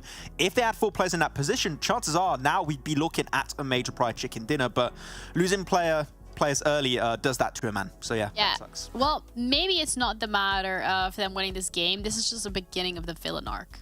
This is the comeback story. Those are pretty popular too. Yeah. As far as I'm aware. Let's have a look as well at the stats when it comes to this game specifically, because Nexus Gaming, I mean, the last couple of days, 10 limbs from Octavian alone. Yeah, Kalaris is not here, so I'm going to do the noise for Octavian. Wahoo! That sounded like Mario. I don't know why. That just... It sounded like Mario. Yeah, I don't know. I haven't watched the movie yet. I'm really hyped, okay? I really want to go check it out. But 10 limbs, 1,000, almost 400 damage for him. So Octavian's been looking pretty damn pog, not going to lie. And the thing is about them, right, is that this 2-2 angle made it super easy for them to hold that position in the first place. I hope we're going to see a few of those replays, because the warehouse and cliffside multi-angles made it very easy for them to defend the cliffs, because Dagestan thought, okay, this is an easy breach. We get access to the rocks. We can just nade them down. Shifu did, I would say, really well, Janira, right, to just slow down the advancement of Nexus. But the moment they had those 2 angles, you could not peek anymore. You cannot get any more information, and that made it really hard. So as you see, she threw some decent nades, but the 2-2 split was just too strong. The tips and tricks are working out in their favor. I mean, so we're going to see some tips and tricks working out, actually, for, I think it was Sly. He was trying that was cool also car tricks. Yeah, Sly is also one of those teams that we've kind of spoken about a little bit at the beginning of the stage, specifically because it felt like they had such a strong showing coming into day 1 and 2. Man, they're starting it off just as strong this time around. Maybe, you know, not that chicken dinner, but still a great start to the day. I feel weird I'm doing noises during the replay, but we had just so many little cool plays, like had a player dropping, volley dropping on Kapahala. Exactly. I mean, we already said that, right, Janiro? We are a soundboard, us together, of just noises on the desk. Yeah. It happens. Let's have a look as well at the match report. the damage from this map specifically, because I mean it's a great, lovely graph when we're looking at Nexus, but can we just appreciate the discrepancy between the damage that we've seen from Nexus and then a second runner-up, which is Avalanche? That's like, I'm not gonna do the math, but I want to say 2,500-ish, give or take. Your first button on your soundboard is going to be, I'm not going to do the math. Yeah, that's my new line. That's the new line coming That's a in. new line. New update, Janiro 2.0. 16 limbs. They took half the lobby out by themselves. I don't think that's the math is correct, but It's fine, we're gonna pretend like it is. But it really was, especially when you have the center position like that. The thing is, this area, when a circle ends there, it's all about those dips, there's little ridge lines, and also that warehouse position. If you have those, you're going to be able to shut down a lot of the teams trying to rotate in a better position, and if they try and crash you, chances are you're going to see it a mile ahead of time. So really good play from them, and you saw it, even a team like Sly, which is good to still see some points coming in from Sly, and excuse me, the moment they had to just crawl through that open terrain, if you're not on the south at that point, like Avalanche, like Nexus, you're not getting anything done that game. So it was a good game from Sly, but the circle shift had a different idea in mind for them. But that's okay. It also tests out the utility usage at that point. No smokes to give yourself that cover to be able to crawl through, and it just puts you in a little bit of an awkward position. But that's okay, because we have another map coming up, and that is Miramar. And that Miramar historically also has a couple of teams that very much excel, Nexus being one of them. So it's going to be interesting to see how that's going to be playing out. But Major Pride, the MUERTE, Gladiators, and MADBULLS are also a very well-performing teams on this map specifically. And you said it yourself earlier today, Max, you're keeping your eyes on MADBULLS, which brings the question, is this the map where they're gonna like blow you away? I would say maybe. I'll predict them if they're in a good position. I mean, we know what this team can do. We saw also Demuerte's stats that were actually pretty good, so they can maybe just keep getting those points in on this third phase. And the thing is, Major Pride also could get it, but are they the new villains, as you said? Like, are we having the villain arc from them? I don't know. Is that? That could be just today, because you know, the way that their game started. But you know, we all love a good storyline, don't we? No, but that was very nice from Effector trying to save his teammate. I don't know why the villains. I don't know why you have to do that to them. Like, they're a cool team. I like them. They're cool blokes. I like them too, but like the villain, like the good way, you know, like anti-hero. Anyway, what? The storylines continue, but also sort of the climbing of these teams in the overall rankings when it comes to the amount of points that they have accumulated this phase so far. Excuse me, sitting on the top, but there is such a small difference between these teams. One game, a couple of limbs in one game, a podium finish, a chicken dinner could mean a difference between being 8th, like Dark Project, and being 1st, like, excuse me. Yeah, and I'm going to say the teams that you're looking on this first page that are really going to be loving to get those bonus points. You're looking at your Dark Project, your Demuertes, your Sly Europes, and also your Nexus that had a little bit of a weaker phase too. Like, they're going to be stoked if they could get a ton of bonus points heading into the finals, because we've seen this happen multiple times in the past, that those bonus points can make a pretty big difference. It can come down to a single point in those finals. So every team on the first page here are going to be stoked to get all of that good head start point in the finals. Yeah, and that is without even taking into consideration the fact that top 12 teams are going to be heading to Vikendi. You know, Corners of Love at this point in time are looking to be contenders for that. And Max, we do love it when teams have that ability to get some extra points, extra challenges. We always do love a Vikendi. Well, it's a good time. It's a good time indeed. But you guys are going to have another good time on Miramar with our casters, Blank and Jack. We're back in the booth for the next runnings. Blank, we've got a nice whole like yellow vibe going on. You know, we've got to protect our necks. The killer bees are going to be on the swarm. It's all going to be happening. You ready for our second run? I am. Yeah, head over towards Miramar right now. It's a bit more of a yellow map as well. So overall, we're dressed for the weather. It's absolutely fine. Get a bit warmer here in the UK. I don't know about where you're at now, Jackie. It's but nice and sunny. There you go. So we're all good. We are ready to go here. Heading towards Miramar next. So we saw a couple of those teams at the top that are doing fairly well on this one. Demuerte surprisingly staying on that top 5 list despite having a pretty sad performance in phase 2. Now starting to bring things back up to speed. 6th place right now, which looks good for them. Slowly figuring out what went wrong, what improvements they needed to make. MADBULLS still in 7th place though. Not nearly as strong as they used to be, Jackie, at all. And I think that what we're looking for right now is a bit more of a strong performance from MADBULLS overall. But Sly Europe still I think that they're consistently around about 4th to 5th place at the moment, which is decent. Staying around there is, you know, a feat in of itself. But for Nexus, what a turn of events for them. 26 eliminations total for Octavian, taking that #1 spot for eliminations here in Phase 3. And not only that, also the highest damage. And their damage output was absolutely ridiculous. You know, you're looking at the graphs at the end of the game and you're sat there thinking, how on earth have they even found the opportunities to not only get 16 frags between them, but also do enough chip damage consistently? It's pretty bloody impressive how good they actually played that one out, especially when they looked a little bit uncomfortable in some of those last few circles, but still went off. The one thing I'm sad about, though, is we have to wait a little while to see our man Folly again, because his maneuvers with the shotgun were completely ridiculous. So VP stealing a little bit of my heart already in the first game. We'll see how that goes on for them, though. I don't know how long that's going to go on for. I mean, not playing in this map, sadly, like you say, we'll have to wait a little while before we were able to spot him again. But honestly, VP, they just have some games, and I think you got a bit of false confidence in them there, honestly, mate. dude, that kind of is the heart of enjoying VP in any esport. Sometimes they just have those games where you're like, you know what, today's the day I'm a VP fan. Yeah, but unfortunately, I don't know.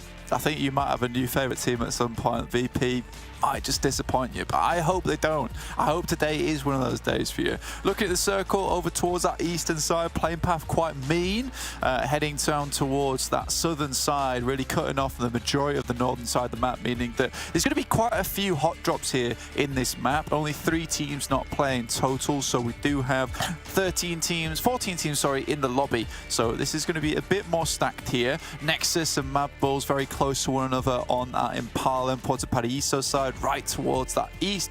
But we've already got the majority of the circle nice and full at the moment, which means that most of those players off towards that western side, I'm looking at MUERTE and Monte Nuevo, as well as Valdemar with Excuse Me. Bit more of a struggle buster rotation that way, you know. I'm most likely going to see Excuse Me head down towards Los Higos and try and cut in where Gladiators are currently playing if they can't hold them out. And for Muerte, it is going to be a bit of a tough run to get through the multitude of teams that are already set up to basically set up that stockade that's going to keep them out. It's like the opposite of having a horse full of Trojans arrive at your front door. You don't want to invite them in blank. No. Because then... Get them out. Yeah, at that point you realise that actually the wooden horse was full of the entire team. It's a nightmare. Pretty much. Yeah. It's just all of Major Pride, and now they're in your house. I mean, it would be cool to meet them, but depending on the day and how ferocious they were looking, maybe I'd just give them a cup of tea, maybe throw some ham and get them out as quickly as possible. I'd be scared. Keep them from getting too rowdy, you know? Yeah, exactly. Got another game, lads. I mean, for Major Pride, maybe this is the game where they are a bit ferocious, where you don't want them in your household. And they could be the ones barreling through this Trojan horse, you know, ripping the wood apart like an angry beaver. I see. So before they've even got to the door, Major Pride have just busted out, kind of, you know, the distraction technique's gone out the window. They've instead just gone, we'll really announce ourselves. Yeah. We are Major Pride, and we are here. I mean, this is second game right now. They've had that little bit of a lackluster performance on that first one, and I think they probably want to bring things back up to speed. I don't think they're a team that's used to being out of the top 3, currently sat in 4th place. And Excuse Me is the real big surprise, up in first place, 108 points. And again, we were talking about this last weekend, Jackie, saying that, you know, Excuse Me looking a lot more like a team that's trying to take control of those end games. They still have those very quiet finishes where it doesn't really feel like they did anything and the chicken dinner came to them, but again, that's tactical in of itself. But it is starting to look more and more like they're trying to pick up more of those eliminations in that end game, set up a bit more of a chokehold over those teams. So I'm hoping to see that more here on Miramar, because that's where we first started to see glimpses of it on that last weekend. No, yeah, I've got a lot of time for this roster already. I've seen kind of, it feels like, you know, somewhat different strokes in the way that they do like to approach things. And I've got time for that. I do enjoy that, especially with how much survivability they had, with Havlik really being a nuisance maker into the innings in our first outing today. It was nice to see that you can still fall back on things, even if it goes wrong early on. Similar sort of story of what we were building up for Major Pride then, but we'll see. We've got a lot of potential stories, so we'll weave those in as we get a little bit deeper into this one. Nothing to report on the Western Front right now, all keeping themselves relatively close to home. Just a bit of looting going on. Yeah, really not much happening in terms of rotations right now. Most teams pretty happy, just stay out of the way, get as much loot as possible.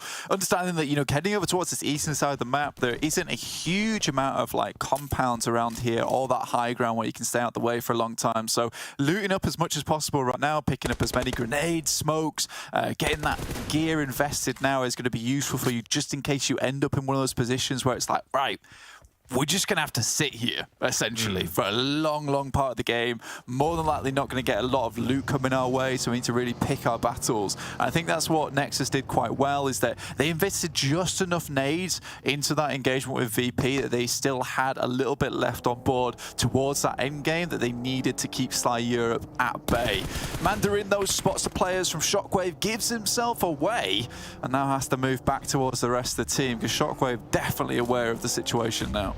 And I think the sad bit is for Mandarin as well. He had the read onto this. You could see the way he was peeking behind the little house earlier. He saw them coming over the top of the hill, so he was actually hoping that he could get a little bit of chip damage off, maybe a knock from the broken wall. Had his teammate close by to rotate out at least. So not the best case scenario, but definitely not the worst in the world for them.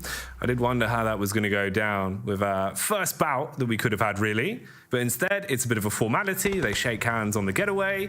And this is where it could get interesting. KP in a bit of a risky position. One man trapped upstairs. Molotovs thrown through the window. He's going to try and bait the audio as well of jumping over the top of the balcony. Might have actually got away with this, but they peek together and they can clean up.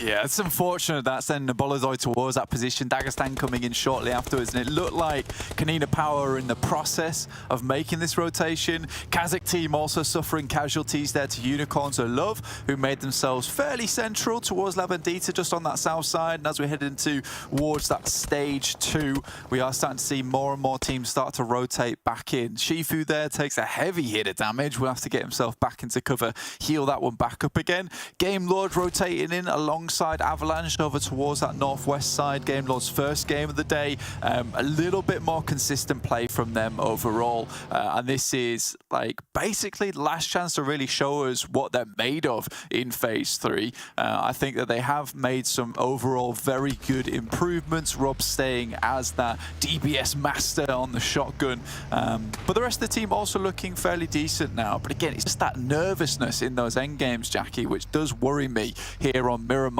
because we have seen it before, them just crumble when they get to that end game, not able to quite hold out a lot of teams, even when they are in the best position. And that's the rough part, because PUBG Mobile is confidence. If you don't have confidence, you've already lost in a lot of those fights. So always got to be able to earn your keep and be handy with the steal in those sort of moments when the pressure really is on. It's just so closely grouped here as well. It feels like in terms of the rotation points, there's going to be contact all across this front. I'm thinking as well, man, like some of these rotations you've got going on now, especially for Gladiators as well, as they're trying to get out of dodge, at least can actually pick themselves up a little bit of speed with the wheels on hand so they can rotate out. It's looking a little bit scary from the map, but it's okay for now. We'll keep with it and see that the 3 remaining members of KP as well have been able to regroup and get away after they were caught isolated with just a Lone Ranger taking out a commission a little bit before. Always good to have our eyes on Sly as well, man. They were another team that did kind of impress me the more we saw them from the first map. So I'm curious to see what they'll have in store for us the longer this goes on. Contact back onto Beast as well for Unicorns of Love there. So he's trying to group up with the rest of the pack, and this is turning into a bit of a Mad Max style getaway with all of the vehicles in hot pursuit. Yeah, really just have to make the pit stop here, send up towards a compound that maybe necessarily they didn't want to take in the first place. Luckily, a Gorison's taken down, but that's by Major Pride off in the distance, who can capitalize off the back of this engagement.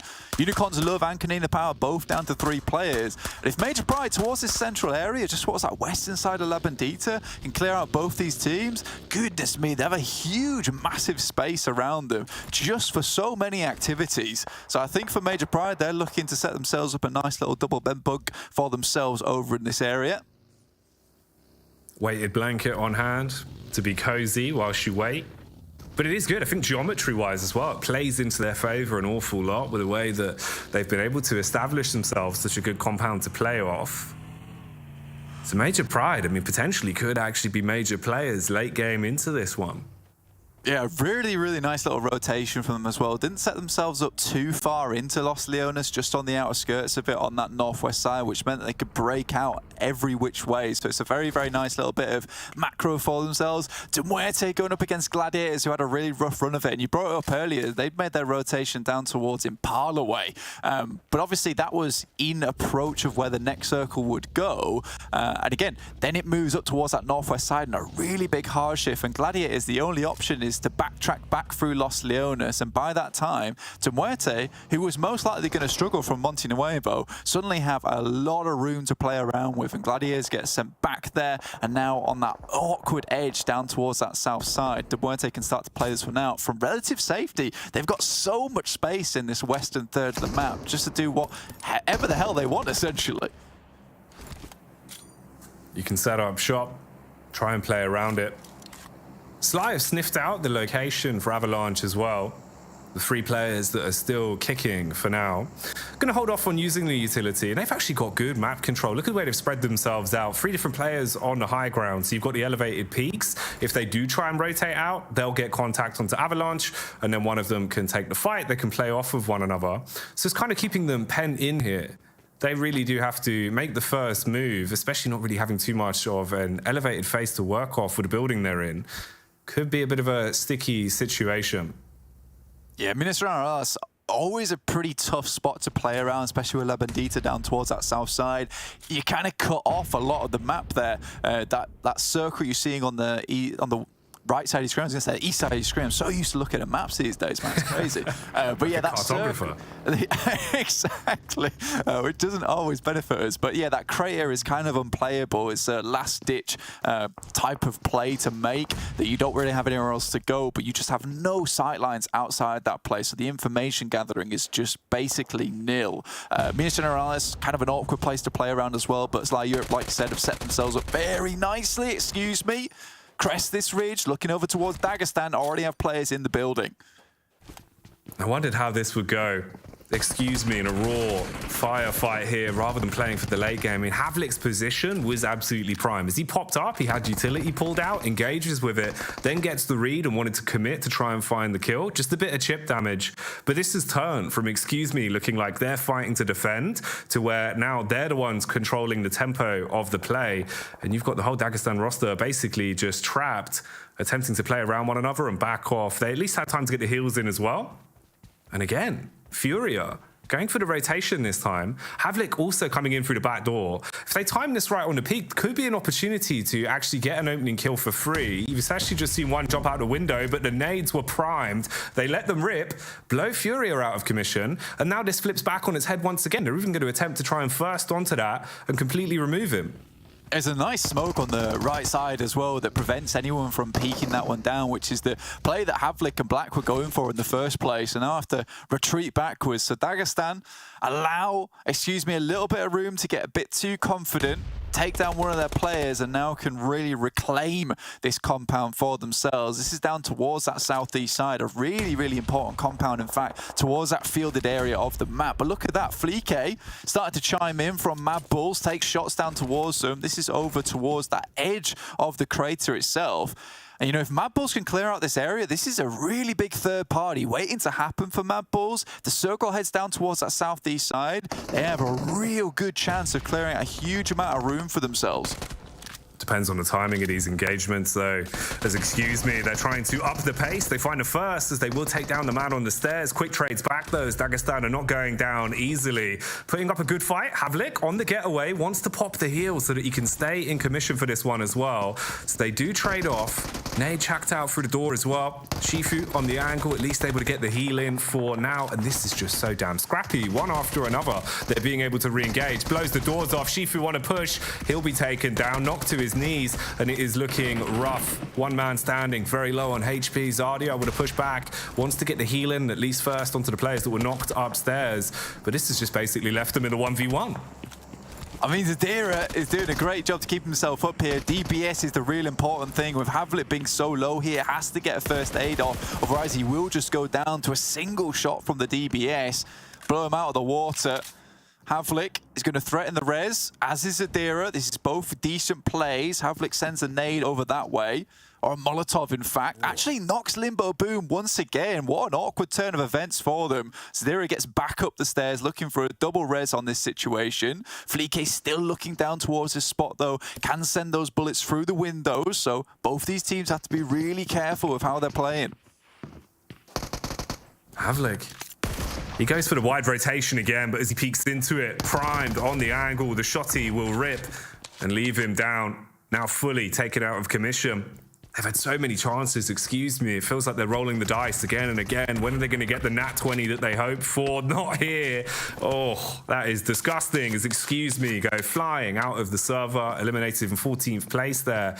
As they do actually win out on that one. An incredibly drawn out fight. Meanwhile, we flick over towards the barn here as well and see that Nexus are caught in a bit of a similar affair as they're being pushed up on by Shockwave. Cheeky nades trying to be lined up as well. And one of them will knock Doran. Oh my goodness me, Shockwave with a big triple there. Snowix drops down and basically pulls out the weapon and just mows down any player underneath. Kapahala most likely to fall. Fourth as well. Snowix pretty much pulling off a perfect 1v4 there. Trazen kill steals that last remaining member. Snowix is not going to be happy about that one. But Shockwave essentially cleared themselves out. A nice position over towards this northeastern side versus Nexus, and able to do anything versus them. Right now, KASIK team have a nice spot towards that northeast side of Minas General of the crater and Labadita. But Sly Europe haven't really moved too much here, Jack. You were talking about them earlier, but they're sticking on this position on that north side. But any way these teams go, there's not really any central focal point at the moment. No, I think it's interesting. Kind of the way this is being set up now, for me, it's Sly, Gladiators, and also potentially even Major Pride in terms of the way they've been able to set themselves up to play for a bit of a late game maneuver. They've still got all their utility. They haven't really been tested too heavily. And even when they've had a bit of a chance to maybe go in for a third party on these elongated fights, they've played it safer. Here, Gladiators have contact as well. So they've now spotted out the balls. They know where the horns are. And they've got a big red flag that they're going to be waving potentially here to try and bait them out. The utility could be absolutely gargantuan as well. The vehicle could suffer some serious bodywork if that one lands. Have to get that one back into the garage pretty ASAP. It's scratched up nastily. KASIK team still looking out towards Shockwave. We have to make a pretty desperate rush across this road, and there's really nowhere to go. It's going to be disastrous for them. Maybe have to send further down towards that south side, even towards perhaps Dagestan. And now we get a real donut of a circle here. You know, actually, I was saying earlier that Labadita pretty much unplayable, but KONINA Power throwing a bone here towards the center, as they might just have picked themselves up one of the best compounds within the circle. This continues to center up towards that area. No one plays this position, and KONINA Power was forced into it early by an unfortunate turn of events. They do only have 3 players, but again, like you said before, there is that team in Major Pride lurking on that outer edge, and they can move in the night. I know it's daytime right now, but you have to work with me here. They can move in and maybe just go for that daylight robbery. Imagine the daylight nighttime robbery. That's right. It's a solar eclipse blank. I thought I'd confuse everyone really quick. Mercury's in retrograde, but who will slay? That's the big question. Ooh, contact again here. Happy. He's going to be happy to at least have had the read there on the Sly.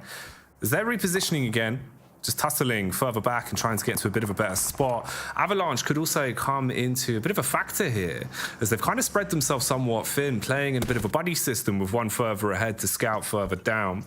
And this was the replay from that disgusting nade onto Nexus, man. That was ridiculous. You could see him trying to eye it up. The second he saw the gap on the stairway, just launches it through. And it seems like Happy in the meantime as well actually was able to hard commit onto that and pick up a frag from it. So they can now rotate further up, feeling confident you've at least thinned the numbers for Sly. Yeah, Mandarin and Tenshik moving up first. The Sheep are left behind. Pretty sad. Some serious airtime on these lads too as they make it into the crater itself. MUERTE moves up, takes a heavy hit. This is from Game Lord, has been waiting in the wings. They do take one knock in Victor, but Navarro still sending the bullets inwards. Rob's up front side, but the AUG will do the work. Ooh, peppering towards the feet consistently. as Game Lord looked to try and pick up the pieces of what's already happened here. And this was an opportunity where Major Pride finally revealed themselves as well. They saw a chance onto the knock, so got somewhat involved. Now pushing up a lot more aggressively, a change of pace compared to what we had seen. This looks like a bit of a nightmare going on for Avalanche as well, as it's all gone wrong. Yeah, at least he nades himself somehow. I think that's gone terribly, terribly bad. As Avalanche drop down and out of this match. Now left with a couple of teams still running strong at the moment. Gladiators are 3 players still up and kicking down towards that southwest side, really showing their durability, able to make it through this game. In the meantime, the Sheeper does go down.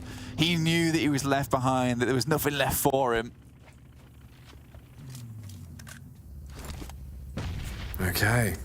A little bit of a lull for a second then to get the heals in to reset yourself. As this is a bit of a nightmare, the way some of these fights have gone. I mean, in terms of the map control as well and the rotate here, you're somewhat broken off. And Game Lord have been looking on one. They're starting to really be aware of these situations and hit their shots as well. That's been the difference maker. We had the quick rotate, we're happy. Milky Way were just completely cut off, unable to do anything. The second they found a contact, it was a quick trade game being played out by Game Lord.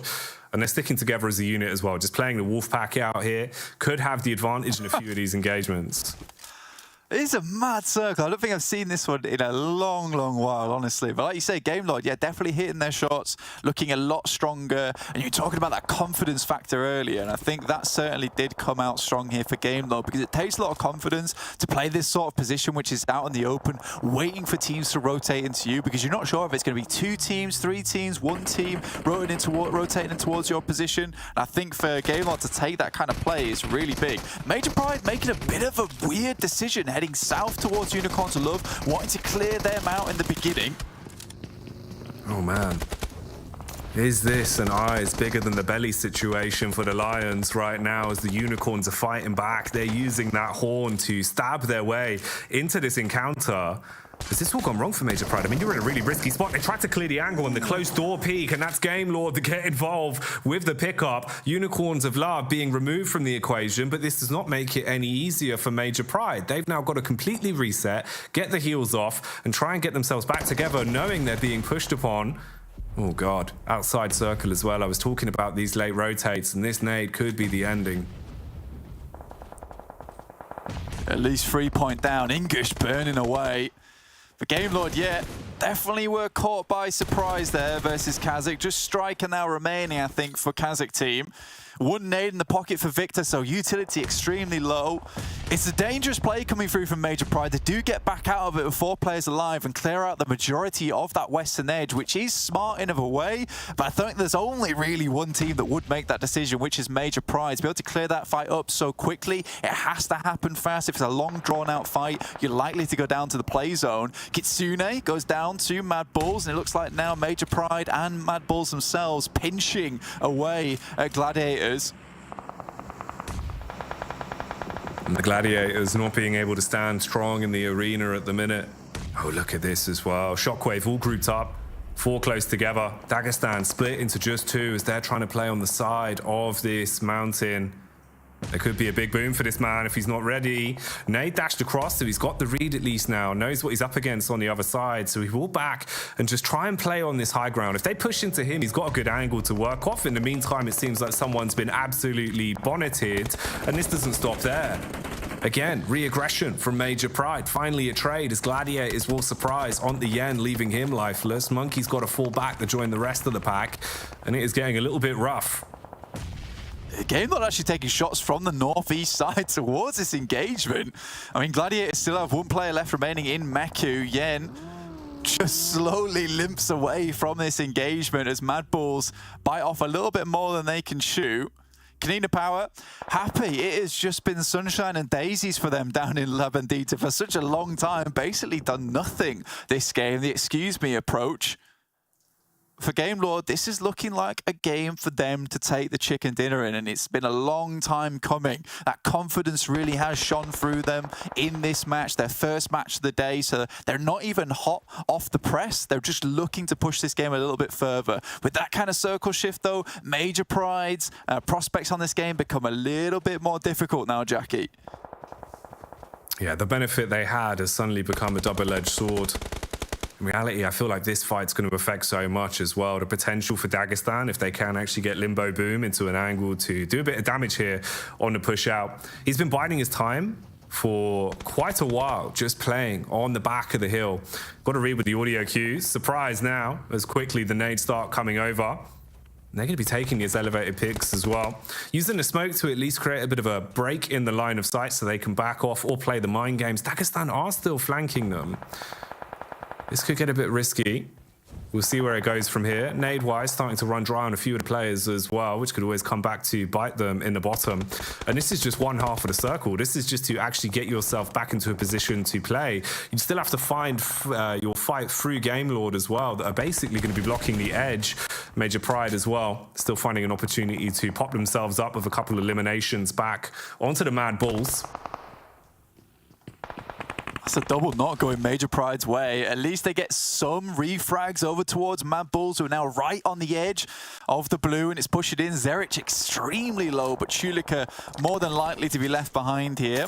Major Pride do find themselves that edge of the compound towards KONINA Power, who do take a knock and can maybe play from here, but look at the dilapidated buildings in this area. There is no roofs on most of these, which makes it very easy for Zerich to take these shots. They are basically sitting ducks. Effect gets forward though, which is a really big thing, and Nomi sits back trying to take shots towards these players on the outer edges. Dagestan against Shockwave. SnowX goes down, and surprisingly they're still going. They do lose one player, and it looks like MADBULLS are going to take advantage of this one.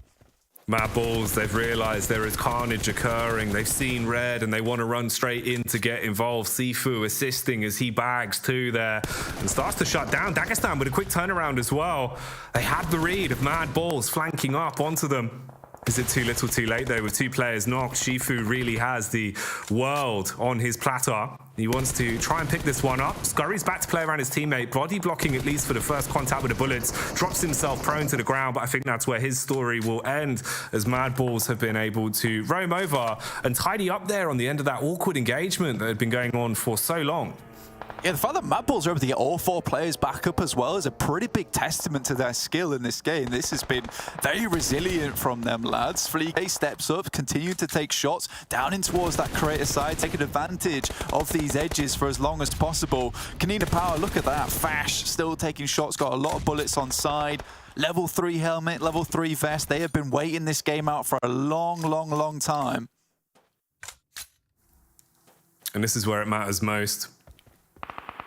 Don't pull any punches now, as the circle's getting smaller and your chance for glory is getting so much more real in front of your eyes. Push up as well.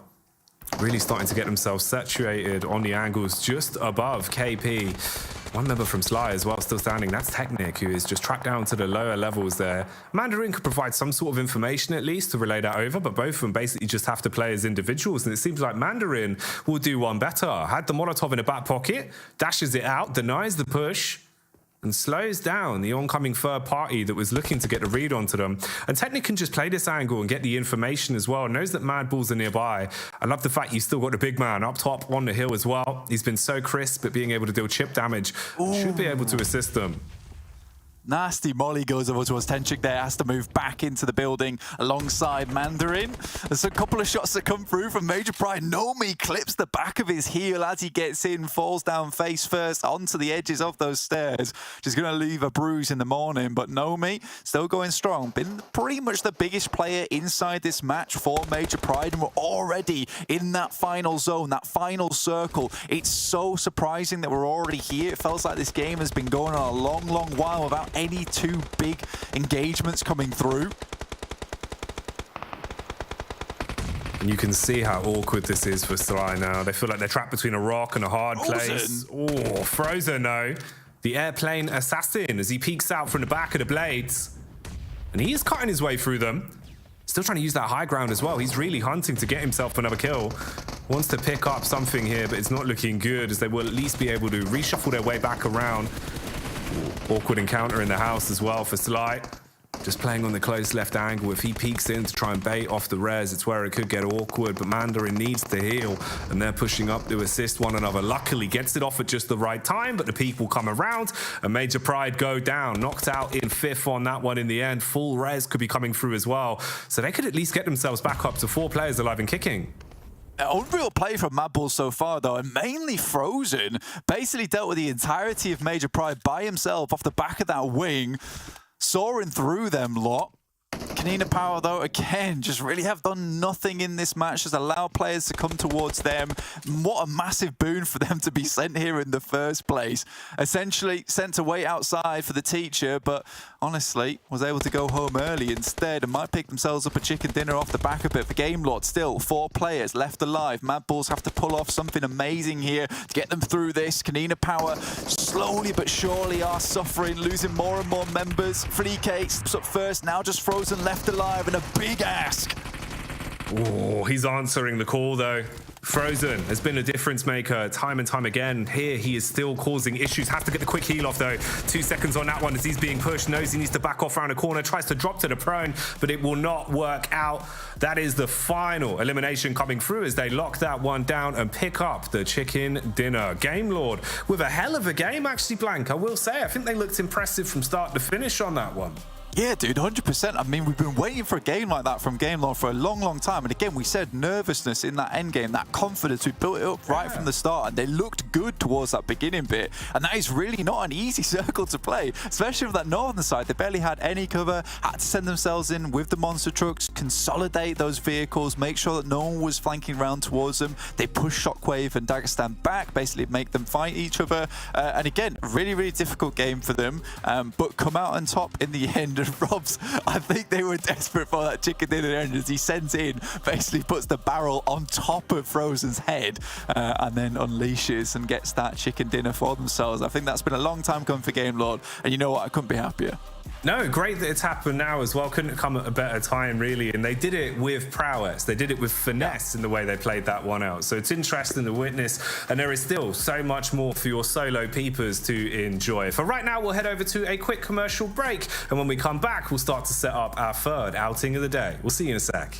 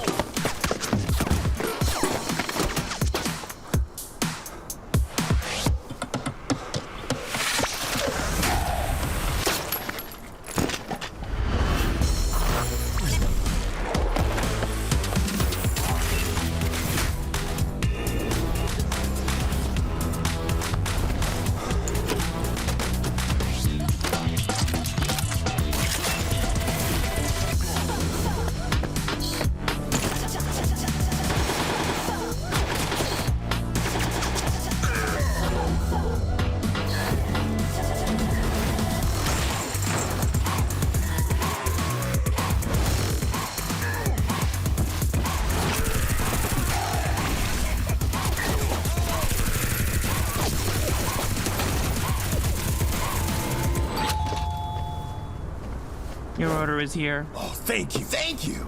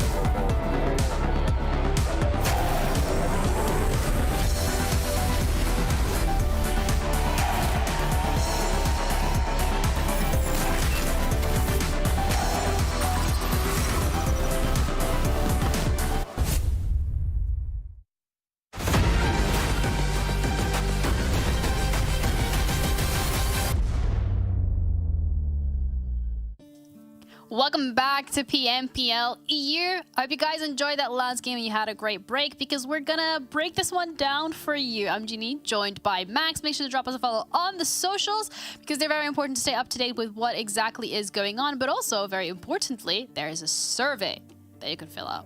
This is like, someone screenshot this, please. I just want to see like Max, like the evil wizard on top of the QR code. It's a cool QR code. It is actually. QR codes are pretty cool. Yeah. I agree. And just screenshot your screen, and it will normally, if it works properly, okay, it should take you to the socials. Yeah, do it. There's also a survey where you can, as it says, have an impact on the future of the PMPL. So do let us know what you like, what you don't, any suggestions you have, and we will take the feedback on board. Now, let's start off with that last match, Max, because I feel like KONINA Power was in it for a little too long, if not longer than we expected it to be. Well, not me, but, you know. I can tell you KONINA Power were in it. And that's all I can pretty much say about that one. Yeah, we had an actual La Bandita finish, which those are rare. If you're a PUBG Mobile fan, you don't see this every single day. So it's really cool when those happen and see how teams do work around it. And I got to say, the two teams that, in my opinion, played it best were GameLord and MADBULLS, which, wow, of course, also stands out by the points they got. Yeah, I was going to say, that's a great analysis. But purely based on how they rotated, I meant, is what I was trying to get to. Because GameLord tried to make sure they can gatekeep a lot of the teams in the northern side. More specifically, I think there was the side of KASIK team and also the MUERTE. The moment you eliminate those two teams, you've got a lot more space to work with, and you can play that ridgeline north, get a lot of information on where teams are coming in from. And MADBULLS, after surviving their fight versus Gladiators South, did a pretty similar play, but also got Zerich on an off angle to just keep tabs on the teams, while the three other players were clearing Dagestan over to the east. They were like multitasking really well this game. So yeah, Gladiators, sorry, not Gladiators, GameLord and MADBULLS with, I would say, the best macro plays this game by far. Yeah, and that's also very obvious in their head-to-heads when we're looking at the stats that they've pulled. 2,585 damage from MADBULLS, 8 elims, 13 elims from GameLord. I mean, they're absolutely rolling in these elim points at this point. At this point, they were indeed getting all those elim points. They did get himself, of course, I believe they got the entire squad wipe on Gladiators too, which I'm impressed to see. But I think especially because we talked already about a bit about, you know, your GameLord, your MADBULLS, Major Pride coming in from the western side. That was non-easy rotate, but it was enabled thanks to KONINA Power not actively gatekeeping any teams. And we were talking with John. John is here, by the way, guys. He's talking with us during the games. He's here giving him some cool analysis. And yeah, I did agree with him in the sense that they were just like, they were in the compound and not much was really happening there. If the circle moved away from that spot, KONINA Power never get even remotely close to that late game. But I wanted to see more from KONINA Power in the sense I wanted to see them try to stop teams from getting in the compound. But seemed like they were in a friendly mood. They wanted a lot of neighbors around them, which ended up happening. But I do think they could have slowed down MADBULLS or your Major Prides, but just allowed it to happen and just tried to stay silent, which did work in a sense. They got a lot of points this game, which is good to see. But I still feel like there was a world where, with a city finish like this on La Bandita, it could have been a KONINA Power win. Yeah, it brings the question of confidence when we're looking at KONINA Power, considering the fact that they're not playing proactively. They're waiting for the circle to close in. They're waiting for the teams. They want those neighbors, as you said yourself. And that's a bit of an issue potentially coming into this, because as we said it earlier today as well, if you've been paying attention, and if you're not, it's fine, we're going to repeat it, is these are a couple last few days to get your points in for the finals. Yeah, you want those bonus points as much as possible, and KONINA Power definitely one of the teams that would like to get to them. And Frozen, what an insane play, going on the wings of this plane, and just shutting down the entire rotation from Major Pride. So I really like what Frozen was doing this game. He's really taking this entire late game moment in his own hands, and then, well, you're face-to-face against Robs. He has himself, I think it was a Saigar there. You're not going to do anything. When you go face-to-face versus this guy and he has a shotgun, GG's is all I have to say. Yeah, GG's also for Nervalog. He had 6 elims in total, with the team racking up quite a few points in general. I mean, Nomi with the damage as well. The thing is, even Major Pride, when we're looking at potentially not getting that podium finish, that doesn't necessarily translate to the fact that they haven't been pulling out those numbers. I mean, they shut down an entire crash from Unicorns of Love. Well, it was a Unicorns of Love crash, so not the favorite team when it comes to crashes, I would say. Because there wasn't great communication and synergy. It felt in that one, and Major Pride just completely destroyed that one. I think they came out on top as a 4-man team right after that breach. But yeah, they had really good rotations. Then the circle going into La Bandita itself is always going to be rough, but they made the most out of it, and they just knew, okay, we're not going to go for chicken dinner here. Let's just try and get as many elimination points as we possibly can, which is what they ended up doing there. Yeah, and overall has also, again, once been impacted. And this is another one of those stage 3 days where it looks like it's going to be every single team showing up on the different maps. And therefore, different teams, different chicken dinners. You got to keep yourself on your toes. You don't know what's going to be going on, but excuse me, for now, still on top, tied with Gladiators. Major Pride only 1 point behind them. See, that's the quick max that I can do. Wow. But there's not too big of a difference still. It's growing a bit more than what we've seen at the beginning of the day, and we're only 2 maps in. So the next 3 maps that we're going to be seeing today are going to be crucial in terms of how the standings will be impacted overall. And as you were saying at some point too, right, the first page is still so close between all those teams. Even MUERTE in 8th position, they get himself a chicken dinner on this next game, they're in 1st place. Like, it is really close. It seems like the lobby is just a lot stronger as a whole. Like, this entire lobby has leveled up after the first 2 phases, and now phase 3, we're seeing like the pinnacle of what these teams have to offer. So I'm getting even more hyped up because of that for the finals, because it's going to be an absolute bloodbath to see who's going to be on top. Yes, and we all know it's not going to be bloodbath. That is Sanhok, because it's a little bit of a slower map, but that's all right because we got our teams ready to go either way with Blank and Jack. Oh yes, me and Blank locked in position for another rumble in the proverbial virtual cage. Blank, you excited, mate? Hey, I am, yeah, I'm very excited. Sanhok being my favourite map of all time right now. Real good fun to play on this one. I think being a smaller map as well, you typically get a lot more engagements around here. There have been some interesting quandaries happening here and there though, because I think that, you know, looking at some of these teams like Gladiators, even Game Lord to some extent, there has been some just slight issues in terms of paranoia on these rotates, hesitation where they're not actually able to find themselves the pickoffs that they're looking for, or even get on the rotation side of things. And I think for Gladiators, who typically go for this slow rotation, it really does hurt them a little bit from this northwest side. It's not often that we see these northwestern circles, and when we have seen them, in fact, Gladiators haven't done very well there either, because it's been such a long time coming for them. Suddenly they fumble it right at that last minute, so slightly unfortunate for them. But again, a lot can happen here. Nexus typically getting quite far into these games recently, and I'm hoping to see a bit more of that from them, because I think they have started to not get as involved on this Paradise Resort drop, where so many of these teams do congregate, and it ends up being a bit of a trash compactor in terms of getting rid of teams. But come on, Blank, we've all seen the emails, we've all had the marketing for Paradise Resort. Why wouldn't you want to go there? Why wouldn't you want to enjoy the sights, the sounds, the beautiful atmosphere that it has at Paradise Resort? I mean, the leaflet is very tempting. Right? So Pictures on the back, they look beautiful. They really do, man. I can't help myself but wanting to go there and get myself into an engagement with someone early, and suddenly I'm sent back to the lobby. But what if the real Paradise Resort all along was being sent out of the game in the first 2 minutes, and you get to rest until the next map?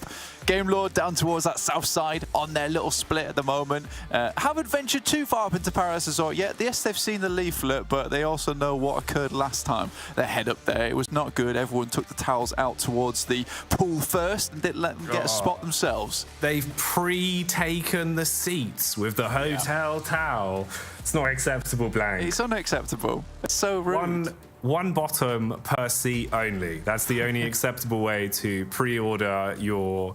Are they called beach chairs? They are. Or what are they? Yeah. Lilos? Lilos, right? That's a real thing.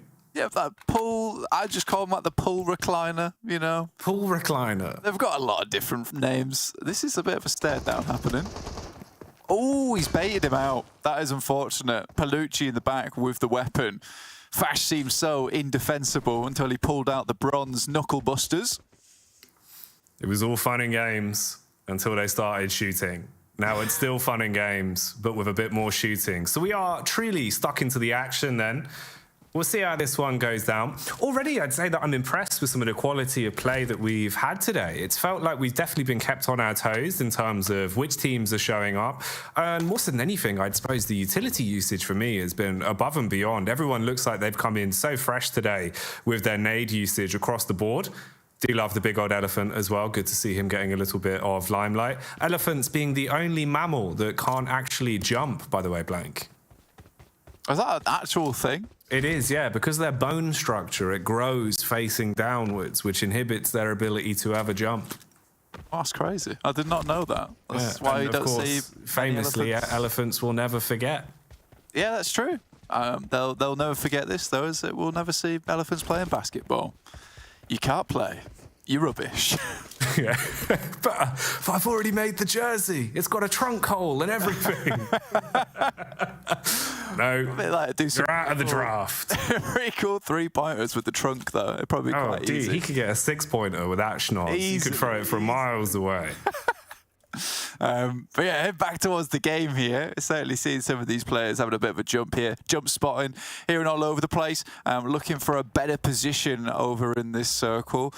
We are seeing some leapfrogging happen already. KONINA Power trying to head further down towards VIRTUS.PRO's position, who play along that very middle side road alongside Quarry in several of those compounds there, pick up a lot of the loot early on. KONINA Power just setting out just a little bit earlier, get some of these compounds to themselves, looking over towards the VIRTUS.PRO rotation, which has been spotted more times than not. And Folly making quite the direct run across. I think Agorazin spotted that, but doesn't take any shots. A little bit too small of a window there to go for that one. That's what I like about Folly. This man seems to play in his own lane. He doesn't give a damn what you think is right or wrong, Blank. He will do it his way. Here, he does it in a way where he will at least survive. Can back off, recover himself, get a bit of healing on the go, and stay into the action. Right now, though, supplies are at an all-time low, so it might actually take him a bit of time before he's really tanked back up and able to provide a bit of support with the rest of the VP roster that are somewhat sandwiched here between 3 different points. You've got Major Pride just below them. Actually looks like a bit of an awkward setup reading it from the map.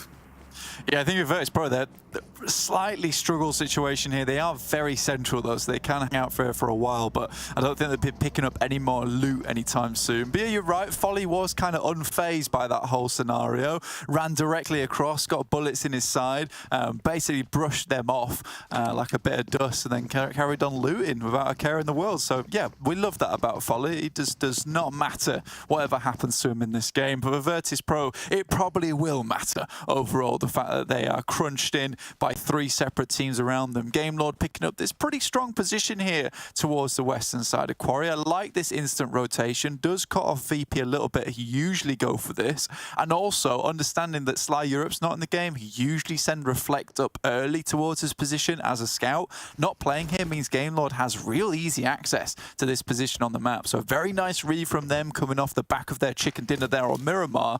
It bodes well for him. It does indeed. I've been impressed with what we've seen from Happy and Milky Way as well. They only had a few flashes in the pan into the previous game, but you could see mechanically they were ready to throw down. So we'll check back in with them and see if anything happens. For now, though, having a quick look at Major Pride that are still just keeping themselves low profile and looting out. They are somewhat aware of just how close the setup is from the Bulls. And these Bulls have taken over, Blank. It's like a reverse farm. They are the ones in charge now. They stand on 2 legs too. Yeah, they are, and they wear little straw Can they hats. They can, yeah. They've got terrifying. They've got the heels. They've got the heels like a kangaroo, Blank. Oh, that was I don't like that. Bulls that can stand up straight and jump at the same time, I'd be knocked over in a second. But I think this is quite interesting because not only can these Mad Bulls jump, they can also sneak, which has been a big change from here because usually we see them razz it through on that western bridge just above Painan, straight across, and Major Pride often pick up a fair few eliminations for that. This time around, Mad Bulls has gone for a bit more of a Metal Gear Solid approach, moving in towards Painan itself and laying low for a little while. And I think this has really caught Major Pride off guard. You can see them playing a little bit nervous around the edges, all laying down, not quite sure what to think about this one. The circle centers up. Painan still pretty much in this one, so I imagine this is going to go on for a little bit longer. I think the biggest boon for the guys on Major Pride is the fact that Yen is on the side of Painan where currently Mad Bulls are playing, so they do have that side swipe if necessary. I don't like how Nexus are opting to approach this one as well, giving themselves more time to safely loot and then try and get into the later circle whilst they've still got that bit of breathing room. We've seen individually as well, they were looking really hot and ready to rumble today, right? That first matchup just came out absolutely kicking the doors off. So hopefully for Nexus, that could be something where we see them start to work their way back into the story the longer this one progresses. Surprised with actually how calm it's been, even with the close groupings we've had of 2-3 teams stack on top of one another, trying to deny and stop them from at least being able to scavenge too much, but not wanting to overforce the issue and get involved in a fight you don't really feel comfortable taking right now. And this is that Nexus rotation as well, just getting themselves closer, back in towards the zone. They've been really playing around with this one for as long as possible to up the amount of anti they have. And you can see that reflected here. I mean, Dorian is just full of util. Man's got 6 grenades in his back pocket. Yeah, he's good to go, like stimmed out of his mind as well, so he's really feeling those painkillers at this point in time. But I think for Nexus, you're right, this is a nice little thing they played out for here. Usually they get a little bit too stuck in too early and end up losing a player or two, but by this point they know that most of these teams have already rotated downwards, and with the map being so small, this rotation fairly easy to go for actually. So I think for Nexus, having that much utility, maybe some of it is going to need to be invested when they're pushing their way into the circle itself, but you still have a fair bit wherever you end up. And remember, any team that they're able to take down with their vast amount of utility on board, they'll be able to pick up whatever loot that they dropped in the process. So I think for Nexus, this is a decent play, and we'll just have to see how this pans out, because honestly, again, coming in from that edge side for a lot of these teams has always been a little bit awkward, but as you can see on the map, when it pops back up again, there is actually a really nice entry point for Nexus, just to the south side of Paris Azur, which they can pick up. Yes, they'll be right on the edge, but still a little bit of room to play with. Most teams now in to MUERTE, moving in from that south side on Camp Charlie, a little bit split at the moment, but should be able to get into position. You were talking about Happy J as well, and this guy is like the de facto scouter of the team, but recently has been more putting up numbers as the fragger as well, so he's like performing multi-duties right now. Damn, man's got all of the roles to facilitate. Hopefully we'll get some more eyes on him as well, because we could even witness into the previous game. You could see they had their moments where, especially towards the later game, it looks like they feel a lot more comfortable to play off one of another and almost kind of just commit to a game plan from the call, which is what you like to see. You know, even if it's a bad plan, if everyone commits to it, it tends to have higher success. Having a quick flick back though, yeah man, actually, but the way that this is set up, Nexus have just had so much time to fully basically pick dry and scavenge everything that was left out, and then you do kind of have a clear entry point coming back in. All right, that could be pretty sick to see. I feel like Nexus may be being a bit of a dark horse in this one then, the longer it goes on. Yeah, definitely available for them. Again, next circle pops up towards that north side as well. So now's the time for them to go. They have vehicles. They've got everything they need to push in. They can head towards this compound, maybe even try and duke it out with AR, who lost a player right in that early game. Remember, that was Elementrix that went down. Arguably one of their best players on the team too. So a real opportunity now for Nexus presents itself. Again, for Major Pride, they still have to get rid of MADBULLS before they move, or at least make a very swift exit. KASIK team sends up from that south towards the north, just underneath VP, who again have historically just sat in one compound for a majority of the game before, not really done too much, and then had the compound ripped out of their hands. It's a VP classic, man. You play the slow numbers game. It's just how it works for VP. It's ingrained into you, it feels like. It's like the team culture. But right now, we'll see if that comes back to haunt them. And here, we'll see what scary scenes are about to unfold. Utility already been thrown around the corner as they're trying to get stuck in with this one. Shockwave thought they were sneaking up to actually kick off the engagement, but they've come somewhat unstuck. They've been spotted upon, and KP are getting involved with a third party from the back line as well, so they're being able to spam out at least and keep these players in check. So a bit of a stalemate here on the divide. Shockwave still trying to at least clap back from it, pushing up with a space created, as you've got one man up front with a shotty, looking to at least give them a bit of breathing room. Like the way they're playing it, clearing angles together though. The buddy system in full collect, but this is going to be rough, clearing the closed door as they push behind. Do at least find that one onto Aces and fully remove him. It's a really cool play from Nexus though. They sent players down towards the south and that north side door and scouted out this position. And actually, they pick up Becca in the process. So Doran feeds that information back that, you know what guys, there's a third party going on around this spot. Maybe we can pick up on it, but we have to be quick. And with the vehicles that they picked up in that early game, they've been able to speedily gain position over towards this area. So for Nexus, this could not be better news for them. This is what they've been waiting for the whole game. They were the vultures picking apart the battlefield for everything they wanted, uncontested. Now finally have an opportunity to get themselves stuck into the thick of it, but the action really is unfolding before our eyes. VP clap back as they find a couple of picks against the KASIK team as well. And now, moving up with a util, I mean, this is going to get a bit awkward. You're basically just trapped behind the smoke wall with the rock to play around. They nade either side. Good use of the utility to push up, try and close the gap with a shot. He's taking a lot of damage, but being able to find success in the end, at least off the back of an uncomfortable trade. Happy nades his own teammate, says sorry, drops the smokes down, comes along to pick him back up again. In the meantime, KASIK team actually get denied by VIRTUS.PRO, which is, you know, hats off to VIRTUS.PRO. It has been practically never that we've seen the defender compound effectively, and they've been able to do it. And now it's one of the best compounds in the lobby. But already you see Major Pride coming in from that western side to pick that one up for themselves. Bit of a bout developing here as well. The MADBULLS themselves, they've been locking down the back of this hill for quite some time, and this is where Gladiators have been gravitating towards. They did have the high ground, that was Kitsune that was up top, basically just playing lookout, but now they've been forced off the tower and started to move further in. If MADBULLS take space with this as they chicane safely round the back, they could get a read, and now they'll have the elevated positions to play off. So in potential chip damage here for rotations, it could get a bit awkward. They spotted out the back of the vehicle as well. So that's now at least the info they were looking for. Yeah, Tixie's actually going to invest the medkit here, understanding that he's probably going to be getting into a pretty big engagement soon, wants to be 100%. Looking down towards that south side, though, Major Pride have made their way into the most west compound here on the crossroads. Looking to clear out the rest of the VP roster. Really not a lot of other compounds in this area other than KONINA Powers, who have typically had some good games here on Sanhok, and it has been quite some time since we've seen them be able to elevate that kind of performance again here on this map. And I think that that kind of position on the roadside would lead me to believe that a good game is in store for KONINA Power. Teams out on the edge, MUERTE still going strong, but look at that. Tixie actually picks up Nomi. The Nexus still trying to find some success here, spamming out.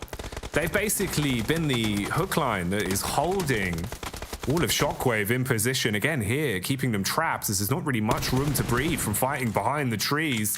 But that'll be the kill that makes the difference as they do actually knock onto this man, leaving him on the floor, causing a bit of panic as they rotate to try and aid one another. Smoke's going in to at least block off a little bit of that line of sight, but it isn't really helping them too much as Nexus cleaning up off the back of this one. They've waited to play their cards, and they do finally, as that'll reverberate with SHOCKWAVE being eliminated in 11th place, flicking back over to the Unicorns as well. Locked in a bit of a bout from distance, it seems, as they are spread relatively thin. Yeah, I mean, these boys are in a sort of a difficult scenario for themselves. They're going to have to edge themselves back out into the blue to try and eliminate some of those sightlines coming through from MUERTE, who are now looking down towards Game Lord. Now Valo zigzagging his way through the underbrush. Looks towards these players as well. Happy J first to contact, but Game Lord still playing quite a cheeky game themselves. Just swinging around, constantly confusing the opponent. Ooh. From the vehicle as well, that was nasty. Yeah, that was rough. He was setting himself up, had the pin pulled, wanted to blow the car clean open, but it doesn't work. Instead, it's damage being dealt through the windows both ways. The nade was dropped as well, and that's actually going to cause a bit of a problem. The shotgun not singing for success up close as Robs just runs in and tries to steal away this run with an absolute robbery. This could be a nightmare, though. Nade Prime dashed across, bursts in midair, and Robs goes straight back in, looking for the flank on the lone man. They've commed it across. Is he ready for the spam? No, as they will finally shut him down on a push and take out the game Allegiant. That's unfortunate, man. Game Lord really had a good chance there as well. I mean, Robs came through with the nasty flick on the DBS to the side. I don't think MUERTE quite saw that one coming. And it was pretty much bombastic side-eye from the DBS over towards Malloy at the end. Not sure that he was going to get away from that one no matter what. That's just why Robs is so good at what he does. Unfortunately, despite all that he invested into that fight, the rest of his team just weren't able to back him up there. Kitsune goes down to Zerich from the MADBULLS. Currently 2 eliminations so far. Matic out in the distance. And again, this is pretty much classic Gladiators on Sanhok, is just edging their way into the circle, not really finding anything of value. And again, taking too long to make these rotations, and it wasn't a far rotation for them at all. Look at Nexus, 4 players still alive for themselves on that northern edge, and they made a long run to get here. And this is the potential now becoming a reality that we were talking about, with the Bulls taking that high ground, basically trading places with Gladiators. They've finally been able to get stuck into the action, but they're still taking a few pot shots themselves, as we can see the trades coming back. A few bullets being spammed onto them, and you're trapped into an awkward encounter now. You just have to push off the back of it. Nades on either side. Bit of a jump up to try and have the read. The further down you go as well, the closer you are to the Pride that are all grouped up in a compound at the back. And they still need to isolate this fight versus Gladiators, not giving them an opportunity to. And one man could make a world of difference here as he denies the Bulls, quells the push, and keeps himself in it as well. Yeah, completely unraveled that push down the hillside there. There's so much hard cover in this area, but again, popping up to go from rock to rock is not easy. Major Pride, on the other hand, have had to take some nasty shots I don't think they were expecting a lot of times. You know, it's been MADBULLS, it's been Gladiators who've been sifting those shots through the windows and effectively never winning their 1v1 trades. Is the nade over the top. Look how much Robs did here. I think it was like 3 knocks he got. So practically the full team wipe. Even tosses the stun grenade over the top, which massively disorientated Malloy, but was still ready and available to finish off that final player. For Robze, he's got to be kicking himself. Or his team, just. A sick maneuver. It's a shame the way it panned out for him. He got the recipe perfect. There was no egg white on the counter. Team came in, threw about 8 teaspoons of flour in the mix. The recipe didn't call for that. They set the oven to 300. It was only supposed to be 1 AC. What are you doing? So for Robs, unfortunately, the chef is buoyed by the rest of his understudies. Nexus still moving in really strong. I think they've had a really good game this time around, but MUERTE, 8 eliminations, it really does look good for them. Unfortunately, just down to Malloy now, who was a bit of the clutch master for this team. Looks up towards Nexus, taking heavy hits from the blue here, and Nexus should be able to finish them out. But Nexus, 7 grenades still in the pocket. You know, they are becoming a little bit of a force to be reckoned with, as Doreen just hits that one, nails it on the head, and now they have the circle? Are you kidding me? Oh man, the one saving grace could be the man in the back line here for KP. Catches the drifting on to rotate with a vehicle, so he does take him out of commission at least, and someone needed to put the foot down on Nexus. This is getting a bit aggro though. They're just charging out. They're trying to fight close towards VP. They want to close the distance, but they had an angle. Singly had the opening on the line of sight, so he was able to peek and deny the rotate until Nomi wants you to know his name, gets stuck back in. Folly involved with the action as well, and this is looking rough. I mean, you might actually be able to clean up, find the elimination in the back line here for Gladiators, and this is all gone off in a few seconds. Major Pride going from being a key player in the dying moment to being completely removed. Gladiators falling to the wayside as well, and we're just down to Nexus with 2.5 men left versus VP with just the sole defender, and a full house for KP. For KP though, look at this. Octavian's got a massive sideswipe onto so many players. Quickly flicks the angle, gets another. This is massive. Octavian, he knows where they are. He's got the control of the situation. They've still got so many nades as well. This is why they were stacking up on them early, so they can rain them down in the late round now. Near miss on that one. They get the reds off. They can play around it. He's got to go for the push. Not much cover to work with here. Just bush to bush as he runs down to link up with the rest of the pack. Lucky he's actually been able to survive on that. Could be awkward with a close grouping as well now, just with the amount of nades that are in play. But look how many smokes they've got, Blank. Dropping so many down. Look at that. The blue is pushing them so brutally for KONINA Power. Another nade goes to the top from Kapahala. Nexus have really wreaked havoc on this game, even with just 3 players remaining here and Doran going down. Boladoy comes around the side. Octavian's got to be slick with it. Oh, he's so low, but he's still fighting for control of the rock. KP. Oh, they are rock steady in this one. He's got to get the full heal off. Knows how close they are. Utility round the wayside as well to try and catch him. Molotov doesn't spread in time. The shotgun not going to be fast enough either. Again, another trade, and it all comes down to this. The Raw 1 versus 1. KP or Nexus. Peek up behind the tree as well. He's seen him. It's a battle of wits now. Nade going to be used, but will it be in the correct location? Octavian just waiting for that peak. He's confident with his rifle skill. He's got practically nothing left here, Jackie. 5 bullets in the UMP, enough to finish off. Might try for the res, or at least look at a little bit more ammo. For the nades passed across as well, that's big. Just drops one down to cause him to push out to the side. It's going to continue to push in. The nade might explode. And that's it. My God, in the last second there, Nexus stealing that one away. Edge of the sea action, a real nail biter. If you have any fingertips left, I'd be surprised, Blank, because that one finished in tremendous fashion. For Nexus, right, the way they start the game off, we're already alluding to the fact, okay, this is a bit different. You're kind of taking your time with this. You called it as well, I love it. Yeah, bro, like fully just pick the map apart and then come in to clean up. They really were the vultures on that one. Yeah, honestly, a really good game coming through from Nexus. I loved that one at the end. It was so hectic as well in those final moments. I didn't expect it to pan out the way it did. The nade to the side from Octavian was unreal because he was trying to get all the ammo from the back of Exo machine. I knew he couldn't go for the res, so Exo just drops him a ton of 5.56, 3 nades. Not much more he can do with it because he knows Palucci's going to make a move. The nade to the side, though, and then the zigzag to the front with low HP, putting the pressure on. It was an all or nothing moment. It actually was that nade to finish him off. I could not believe what I was seeing. It was ridiculous. Don't believe your eyes. We'll recap it when we come back to the desk after the break. So for now, take some time to reset after that tremendous affair.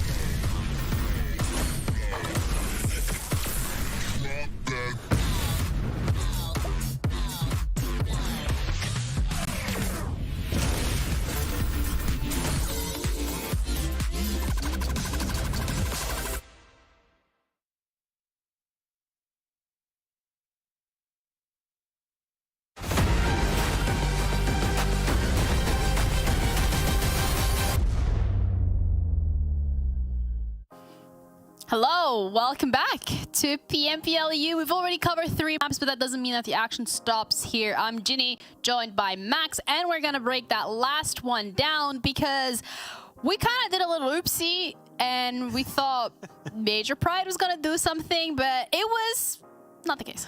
We did a minor oopsie, and Jackie coming in hot and got a major W right there. Predicting Nexus, which Nexus, I do tend to criticize their rotation, which is a very slow rotation from the northern side towards Cal.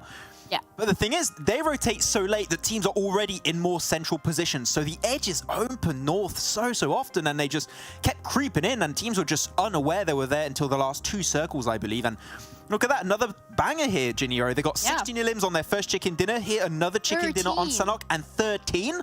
Like, we said it was close between the top teams, but that's going to put them in first place on this 3rd phase.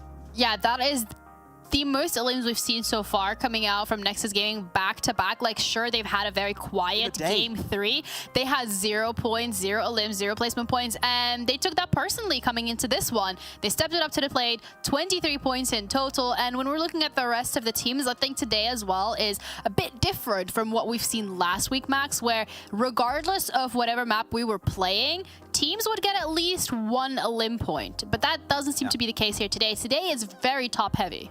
Yeah, exactly. I was going to say it's very top-heavy for some of the teams, and we saw MUERTE get himself some good eliminations this game too, which is good to see from MUERTE. Seems like they're able to build that momentum a little bit more, just be a little bit more consistent in these games. So yeah, I'm happy with what we saw from some of the top teams, but a team that we got to bring up again, or maybe one player we need to bring up again, is Folly from VIRTUS.PRO. I don't know what's going on. This man's just jumping out on people with a shotgun. He's getting himself some nice clutch moments towards the end of these games. And it works, exactly, because we said it, the only threat right now to VIRTUS.PRO, the real threat, is Avalanche. If they keep getting just a few points here and there, Avalanche is not going to be a threat, okay? They're just going to be a non-issue, which has been the case for a while, but even more so now. Yeah, looking at the highlights as well from today's game, or at least from the only and first Sanhok of today, you can see why SHOCKWAVE has also been climbing up the ranks slowly but surely, at least keeping that position in terms of preventing the bottom few teams from further getting into the top. That was a messy push. I'm sure Kennedy's pushing. I have no idea what's going on. Everyone's just in the smoke right now. But yeah, SHOCKWAVE, I mean, it's enough to remain in the middle pack, right? But after what we saw from them, especially in phase 1, I would say, Jiniro, we know this team can do more, and we want to see more heading in the finals. Though Robs, he did a lot here. Almost got himself a 4 elimination in that fight versus MUERTE. Didn't quite work out. Malloy did have a really good nade at the end and did get the sneaky clutch. But this is the thing about Nexus. They had this great plateau north. They had so much information, and they were one of the few teams that could instantly go for that little bit of a split in the open area behind those rocks. And the fact that they could do so shut down all of the rotations from everyone against them pretty much. So I love the way they played it. It came down to 1v1 really close, but that nade from Octavian, especially Jiniro, just the clutch he needed to secure that 1v1. Yep, and the 1v1 has been secured. Nexus are the ones to get that chicken dinner as well on top of those elims. But when we're comparing them against KONINA Power, it was a very close one. KONINA Power leading in damage, but when we're looking at the elims, Nexus Gaming taking 3 more than the next best team. KONINA Power were playing a very important role on the West here. They were making sure that teams like your Gladiators, your MADBULLS, even if they do come out on top as a 4-man team, they cannot cross that downhill valley, crossing the road, making it in the compound. They couldn't make it. So KONINA Power were making sure that like a good 50% in that late game could not make it into that top 3 finish position. So good job from KONINA Power, especially Palucci, which is my favorite player from KONINA Power, and he definitely did a lot of work to get the team in that 2nd place. But Octavian, I feel like for the past 2 seasons now, Octavian has been really silent, but I don't know what's been happening this phase, but Octavian just came back to life, and he's just popping off, and I'm loving it, because it feels like we're back in 2021 right now, and I'm all down for that. And that was the last time that you were happy? Yes, I mean, I've never been happy, but that's... Oh, okay. Well, I mean, Octavian is definitely happy this time around. Getting those elims on the board, getting those points for Nexus is absolutely crucial for them moving forward, especially as they are sitting on that top page. But looking at phase 3 overall, it's going to give us an even more consistent look into Nexus Gaming and how they have been performing, because with these elims on the board, back-to-back, 16 elims, 13 elims, they have secured themselves a lead in comparison to Gladiators, where earlier today they were tied. And now you're going to need a little bit more than just a good game if you want to push yourself up in that 1st place. Absolutely. So Nexus are back to their dominance of phase 1, which is always nice to see. Hopefully they can remain up there heading into the finals. Slide dropping down a little bit. MUERTE still getting himself a few limbs here and there, but still a lot better than what we saw in phase 2. So I'm liking this top page currently. Things are interesting. we know these are all going to be top contenders in the finals, right? I mean, we expect good things from these teams. I'm not surprised with this first page anymore. What I want to look at, though, is the second page. We should be getting there very shortly to see how things are going on, because SHOCKWAVE, I don't like this. I don't have much to say. I don't like seeing this right now, okay? SHOCKWAVE, I feel like they should be at least towards a 10th position. We know how good this team can be, but the fact that they're just a few points above Avalanche, I'm not happy about that. I don't know. Yeah, that is also for SHOCKWAVE a bit of a scary position to be in, because they do initially have that cushion from phase 1 and 2 where they're acting as a barrier. They're quite far ahead of Unicorns of Love, but with the elims that Unicorns of Love are getting, that's just getting smaller and smaller. I just want to jump in real quick. I got stats on my screen that are insane. Octavian's got 17 elims on the day. The second top fragger is Narvalo with 6. That's just... There you go. If you want to know more about these fun facts, make sure to check out our socials.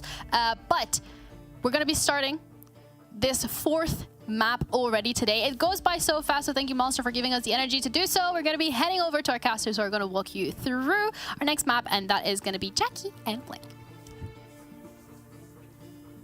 All right. I do like how you've got Avalanche below SHOCKWAVE, because it kind of feels like there's some sort of snow-related skiing joke in there somewhere, Blank. We can workshop that one if the standings stay the same. You know, we can bring that back. We could both have skis. We could do that.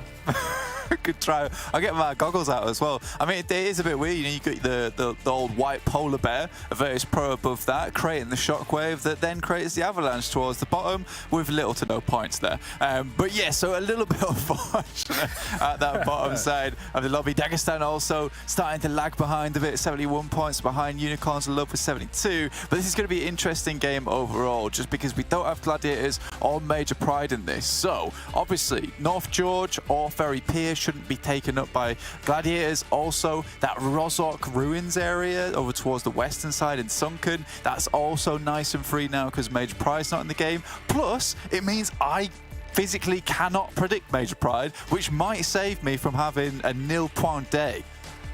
Yeah, you know, it was rough. Your first game, we both thought Sly looked good for it. Then you went back-to-back Major Pride, but it was just... Major sad, I guess. I don't know. Yeah. Major disappointment. Mild disappointment. Yeah. Disappointment spelled with a P. Yeah, exactly. I was having a bad time there, but it is what it is. You know, maybe this game, the luck will come back to my side and we can figure this one out. And MUERTE, though, looking a lot stronger. But again, it is NEXUS making some really crazy moves. Again, not heading down towards Mill to Power, opted instead to head up towards Kameshki and Stalba. A little interesting position from them, which might fake out to MUERTE just a little bit. Looks like MADBULLS will be heading over towards Rozhok. Don't have to worry about Major Pride getting too far in towards their area this time, stealing those vehicles from underneath their noses. And excuse me, might be pushing a bit further up towards Box Compound and North George. So we do have all those vacant spaces now taken up around the map. I think that even goes back to kind of boast more on Max's statistic point as well, where he was saying, you know, in terms of the individual fragging, they're really not being met by anyone else. And especially with NEXUS having such a slower play style, where they are sort of skirting around the outskirts, looking to scavenge, then third party, then get stuck into the action in the late game. It's quite impressive, actually, how well they've been able to find their footing. Yeah, for sure. I mean, Octavian, right, was like pretty much subbed out for a lot of phase 2 instead of EXO. So they were playing with that, with Keme not being in the roster there. But I think that him coming back in alongside EXO, Kapahala and Doran, Keme sitting out, has really worked in their favour. But it does give me this like fond sense of deja vu of watching Octavian, who we used to call like the off-angle specialist, taking those off-angles and absolutely obliterating anyone that stands in his path. So it's really, really nice to see. And I think getting back to those old days of Octavian being on top, it is good to see that 17 limbs is absolutely bonkers on the day, and I can only hope that he continues that way. You know that once a player like this gets a bit of momentum behind them, it's not easy to let up on the day. So for NEXUS right now, hopefully, I think this is their last match of the day here. Quickly checking, yeah, this will be their last match of the day here in Erangel. They can finish out today really, really strongly. 128 points is nothing to scoff at. No, that's fantastic for them. It's thrust them so much further up the standings, really, in quite a quick space of time. And I do agree with you. You know, one of the key things that you tend to find across the board in the world of esports is being able to just feed the hot hand. If someone's having a good day, you always want to try and keep their confidence up, keep constantly, you know, sending that player to make the plays, get them in a position where they feel like, okay, I can do no wrong. If I want to go for a bit of an ego challenge and make a misky maneuver, maybe I'll hit that shot and make it work. So yeah, for Nexus, I think that probably is the dream scenario. Just keep Octavian really looking as damn good as he has been throughout the course of the day so far. But we'll focus a bit more on them once we see when they start to reveal their hand. As we said, taking a bit of a slower start coming into the opening strategies, at least into this one. Yeah, dude, and before we move away from, because I feel like we're fangirling just a little bit, you do make a really excellent point there in the sense of, like, once you have that confidence, you can make those plays. And it has been a while since we've seen Octavian make a play like that one back there, which is picking the loot off the ground, instantly sending the grenade through, and then making the zigzag play forward towards the player behind the rock. I don't think that would have happened a week ago, and I don't think he would have the confidence to do it now. So that is great to see. Looking at some of these other teams over on the leaderboard at the moment, excuse me, who is currently on our screen, 4th place, 109 points. Still have a couple more matches to play today. They can certainly bring themselves up to a nice point scoring at the end of this. However, they have been kind of held out a few of these matches so far, not able to get to those sneaky positions they typically like to find, and a lot of times they're taking these engagements, which, you know what, I'm totally proud of them for doing so. It's nice to see them actually trying to flex those muscles just a little bit. They aren't quite coming out on top in a lot of these engagements though, and that is something that they'll have to work on. But I think working on it now whilst they're scoring, and, you know, in the overall leaderboard, they're probably not looking for that 1st, 2nd or 3rd position at this point in time. Overall, looking at that, getting that practice in now before the finals, I'm totally on board with it. We had a few moments of Dagestan on our screen as well, and I've been a little bit impressed by them. More that I've seen, the more I like. So hopefully we get to see some good action from them. Similar sort of sentiment for Excuse Me. I feel like even just because of the name power the roster has, right? I just love the branding. Like, if you imagine if you just pull off a sick nade and you're there like, yeah, that was an Excuse Me nade. I feel like that would do so much for the mental game. Sly, as well, back in the first map, you know, we were thinking they were really set up basically to take the whole damn chicken dinner. It looked like they were very hungry for that one. So it was surprising how the last few moments of the game kind of unfolded with them effectively stuck in a bit of a war zone in the dead middle of the map. Didn't really work out well for them. But it's been nice to get a wide variety. I think that's the one key thing that we've had this week so far already, is it feels like, at least in terms of the unpredictability of it, we're getting a lot more surprises and the odd upset creeping through, which is good. It felt like, watching back some of the VODs, it seemed like there was a moment, you know, at the start of this split where it was quite hard to predict. A lot of teams were kind of upsetting one another. It felt like the competition was very close. And then it went a bit more back to basics going into to watching some of the stuff from last week. It felt like it was a little bit more cutthroat. So I do enjoy the fact, you know, we've come in when we get these sort of Agent of Chaos games, Blank, where no one is safe, no one can be predicted. Absolutely. Jackie just coming here and peppering a bit of chili flakes all over the place, you know, throwing making them out a bit more like confetti, bro. But yeah, it's good. It's good to see, and I think that this is one thing that we keep harping on about at the moment, is the fact that, you know, this is probably one of the tightest tournaments we've ever seen in PUBG Mobile for EU, in the sense that we don't have just that one team at the top that is rocketing out of control. We do just have this much more even split, and it feels like a new team each weekend is starting to show us that, like, you know, they can make improvements and they can be a formidable force towards those finals. So again, it's really, really good to see, and even with those additional bonus points applied at the end of this phase 3, I still think the finals are going to be really, really close and down to the wire. It might even be a team that we weren't expecting to come out top there. Right now, Major Pride looking a little bit lackluster at the start of the 2nd weekend for phase 3, and I think that that's something that I like to see change. You know, coming against VIRTUS.PRO, not able to fully take control of that compound is somewhat unfortunate, right? That is not something we expect to see happen, and I think that Miramar earlier on today, where they were just completely crushed on that approach, it's kind of dampened the confidence of this team just a little bit. Dagestan, you're talking about them, currently on our screen, definitely making some moves here and there. Shifu, my 100% favorite player from those guys. Yeah, man, it really does feel like he kind of commands respect with the way that we're seeing him play as well. I like that. Very self-sufficient. The longer it goes on, even when he's low on utility, sort of, you know, caught out in a bad position, always seems to be able to make the precise play that he needs to at least keep them within a position to accumulate some points, even if that is just off the back of the elim. So, yeah, I've got a lot of time for Dagestan. Hopefully we'll see a bit more of them the longer this one goes on. Having a quick look at the grouping here as well. Man, look at Nexus. Again, similar sort of story, right? Just rotating in through the back. Yeah, a bit bigger map this one, Erangel, so slightly harder to make this move. But again, they're not so far out that it's not impossible. Looking to head over towards Severny now, which probably will be looted up by Shockwave, but they might be able to find some scraps here and there. Dark Project spot VIRTUS.PRO on their rotate. Purple, bruised black and purple himself by those bullets. Basically doesn't have any life left in him, but still managed to get away. Keep his foot firmly pressed down on the accelerator. Folly tries to get something done himself, but loses a lot of HP in the process. And it's MADBULLS going toe-to-toe with Dagestan. Oh no. MADBULLS. They're at a lock-in right now, trapped in a building, trying to get out as they want to back off and try and play off of one another, at least with the awkward angles they found themselves in. So Dagestan potentially about to go big on this one. Got the nades as well to bounce around the corner, stuck on the inside, but that one will clip somewhat on the fadeaway, at least with a HP going back. Nades in through the top window, could get a little bit risque. As they are going to blow them out of position, and this has turned into a very awkward fight. Full engagement across the board with just small gaps to get the heals in. Yeah, Shifu essentially just sent out a nade out of every single window onto every little position that he could try and find, but MADBULLS make a really smart move to move backwards, but it's Zadira that burns out Zadira. This is terrible. MADBULLS waiting on the angle. Ooh, nade round the corner to try and re-engage on this one as well. Wants to hard commit on the peak, playing off his teammates. Contact is frozen. Will frag and keep in line. Shifu just spamming on the stairs as well.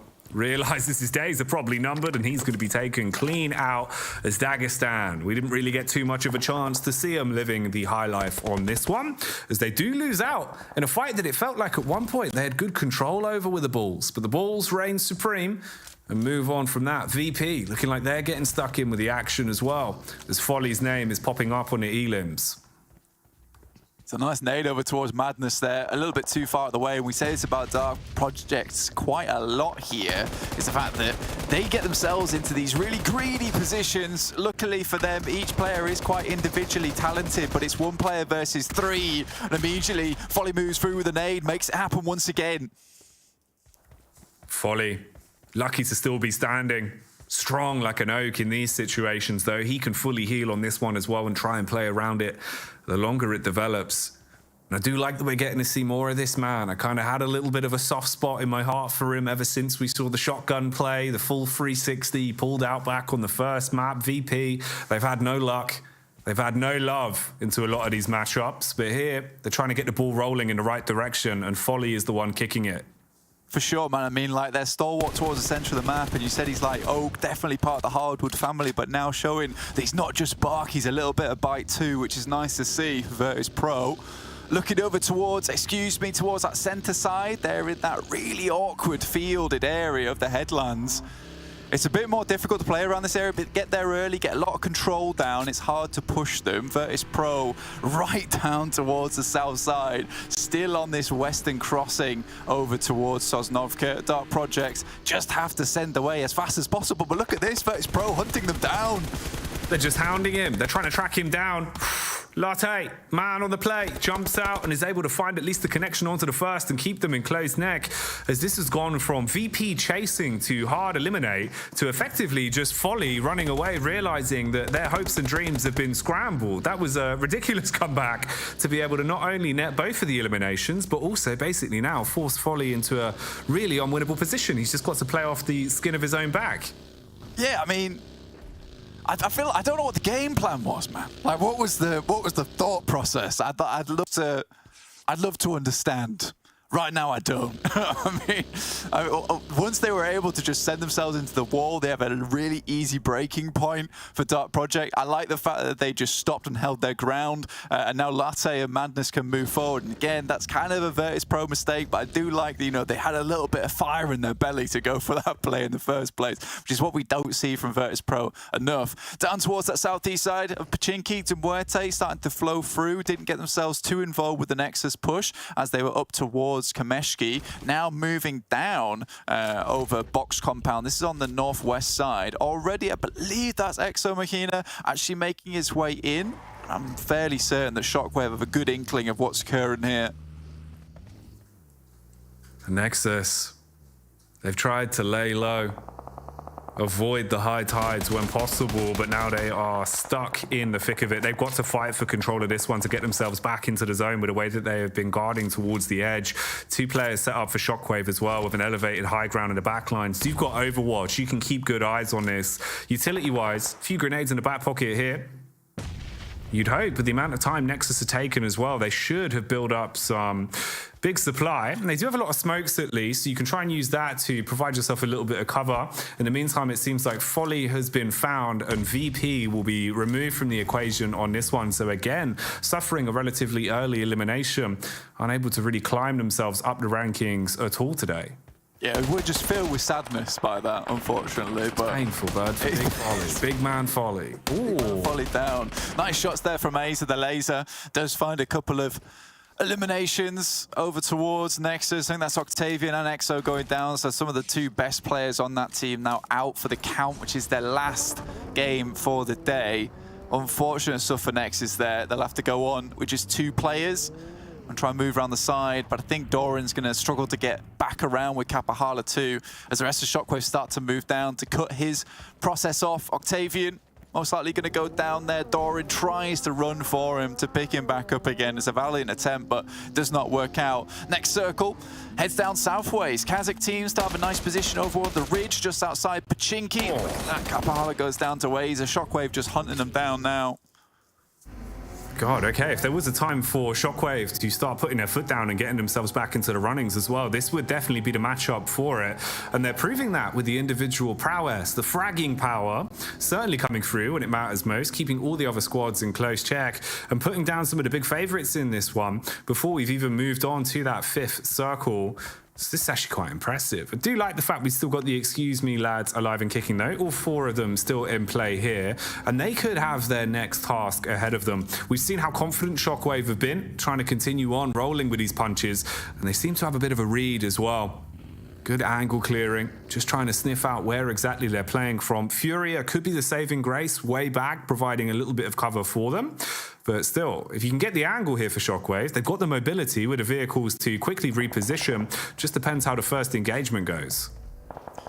Yeah, again, I think for excuse me, they have some good sight lines up towards Shockwave. They are looking to be quite momentum-based at the moment, though, for Shockwave, so it could be a little bit of a difficult holdout for excuse me if they're not careful. MADBULLS down to just 2 players now after their engagement with Dagestan earlier on. Game Lord on that northeast edge, but have quite difficult terrain to cross over. Shockwave instead opts to head down towards the south side, in fact, down towards AAR as well as MUERTE. The MADBULLS making their mad rotation as well as they try and do things quickly. A little bit awkward there on the reset with the car as well, but Victor always good at being able to get his teammate back up and running. And now straight back onto attempting to figure out where exactly your next opponent is. And we flick back over to excuse me as they try and command a little bit of respect. They do actually find themselves the initial knock, trade back from Shockwave as they're trapped in a bit of a bout now, and the nades are being thrown out from either side. So this is the fight we were expecting, finally starting to get a bit of carnage stuck into it. Talk about Avalanche as well, going up the hill, looking to fight these players off of the close compound. Sly really haven't had much of a play in the game so far. They've been able to keep themselves relatively low to the ground. Information found here again on the rotate now. You spotted the players on the back wall. They unleash the nades upon him, and that makes it so much more awkward, splitting them up into basically 3 isolated figures. Sly are not looking like they're in a good spot here. No, Tenchik just has to send the nade over the top here. Can't really wait around much longer. Understands if he doesn't try and hold them at bay or at least damage some of the health pools just a little bit, then for Tenchik, the rest of the team is just going to get barreled over the back of. The back side, there's Mandarin. Typically quite a good fragger there. Should have eyes on towards PNL if he steps out a little bit further. Shockwave at the moment, Terminus in the back, keeping eyes on over towards the rest of the team from Excuse Me. But we do get this circle moving down towards the south side. AAR still in the game off towards the west. Shockwave in a good position. KASIK also. But if Sly Europe can get Avalanche off of their backs, potentially they can get a nice high placing in this game, but it's looking more and more unlikely. The longer it goes on, the harder it gets now. Just trapped in such an awkward location. Now opened up as well to the sight lines at the back, and this is the third party pulling up. They want to try and stick the knife in, see if they're done already, and they have to fight their way through them. Then clear up towards Avalanche. At least Avalanche still piling the snow on top of the bodies as they find a little bit more to work with. Bit of a sneaky maneuver here as well with the utility. So many grenades on this man. He's in a prime position to attempt to punish them. Sly couldn't even get away as well with just a single man standing to try and play the rat game. Instead, they were exterminated, and it just gets awkward. Avalanche continue from fight to fight, still hard trapped in this one. Now Valo gets a bit of the information taken away, but unleashes a nice nade up towards that top side. Doesn't quite connect, but gets some good damage across. PNL just sticks it. The rest of the team is not there to assist. Now Valo hits the deck, and again, this is very much Game Law's type of play, is that one player goes absolutely off. The rest of the team sits back and watch. Luckily, Robs recalls Sanhok, and the way he wishes his team backed him up finally comes in to help out. God. All right. Well, a depth-defying end there for Avalanche. Put up a good bit of tussle. They were good in the engagements, had a good flank up to eliminate Sly, but in the end, overwhelmed by the True Lords that will stand strong on this one. As it all starts to go wrong in the dying moments then. Looking at the way this is set up as well, MADBULLS, they've at least got a little bit of room to breathe. Same can't really be said for Excuse Me. Attempting to go for the fast rotation. This is where Shockwave could get a bit of a read on things as well. So those nice shots from Aza earlier on. Hunting down the rest of the team. Yeah, gets him on the rotate as well. It's unfortunate. Excuse Me, though, starts to move up. Has great nades over towards Shockwave, and they are just crumbling. Some more bullets just get sent through. Not really an idea of where they were, but still all connect. AAR moves up to a nice compound down towards that south side, but it's two players, Becca and Elementrix, looking down towards MUERTE. Could get a pretty nasty surprise here versus the four players. Looks like Aces are going to come along and try and assist. MUERTE and Excuse Me, the two teams way back at the start of this one, we said we were expecting to see a little bit more oomph from, and now they're actually in pole position to do an awful lot in this one. Still an awkward fight here to be found as they attempt to forge a path through the smokes. Had a bit of an opportunity on the initial peak, but Happy with a wide swing like a human hatchet cutting his way through them. Could be a bit rough though. Beaker again with the spam back, keeps them in close. Nick looking to at least get these heals off and calling for the player to back up to play for the res as well if they have that chance to. And it could be given to them. No initial re-contest. Good use of the nades though to keep it looking a little bit worse for wear. Nice nades here from Becker, just trying to keep him at bay whilst he goes for the reses. AAR's initial engagement looked really good. 8 nades for Happy. AAR's going to be feeling a little bit worse about this one. Elementrix heads up towards the tree, hoping that the nades bounce off the side or at least try and give him the fake out. AAR have to get moving now as the circle moves directly towards KASIK team. Excuse Me still has 4 from a pretty struggling spot on that northern side. Have managed to worm their way out of all that conflict, make their way down here after getting a nice little couple of eliminations over towards Shockwave. And this is where the fight's going to go down once again. They're hard committing on the re-aggress now. They use one man to go in basically to body block, but it doesn't work in the way that they would have wanted it to. There's the trade. Removed from the equation. Finally then, we fall down to just a couple of squads left. Excuse Me still standing. They were able to group up. They had all the vehicles as well for the fast rotates, and they're just kind of playing with the space that they have here. Looking to go on a little bit of a scout. Find the lay of the land and a brief read of where exactly the rest of these squads are stationed towards.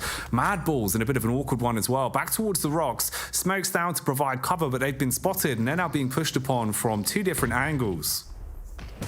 Frozen and Fleek, probably the players I'd want the most as my final duo there on MADBULLS. Both very, very good when it comes to individual performance, but currently laid down their bellies, just weathering the storm here from Excuse Me and send the nades over the top. Fleek goes for another quick heal, knows he has to stay at least 70% here if he wants to stay out of dodge from these nades. The good thing about this rocky area here and dropping down as many smokes as possible is it's quite hard to actually toss a grenade in without it bouncing off the side or hitting some kind of awkward geometry, which sort of keeps the MADBULLS safe. I also enjoyed the fact that Tapok from AAR didn't even get involved in that engagement between them and MUERTE. He was looking more for a spot in the circle where they could play out the rest of the game, just confident in his team to finish this one out.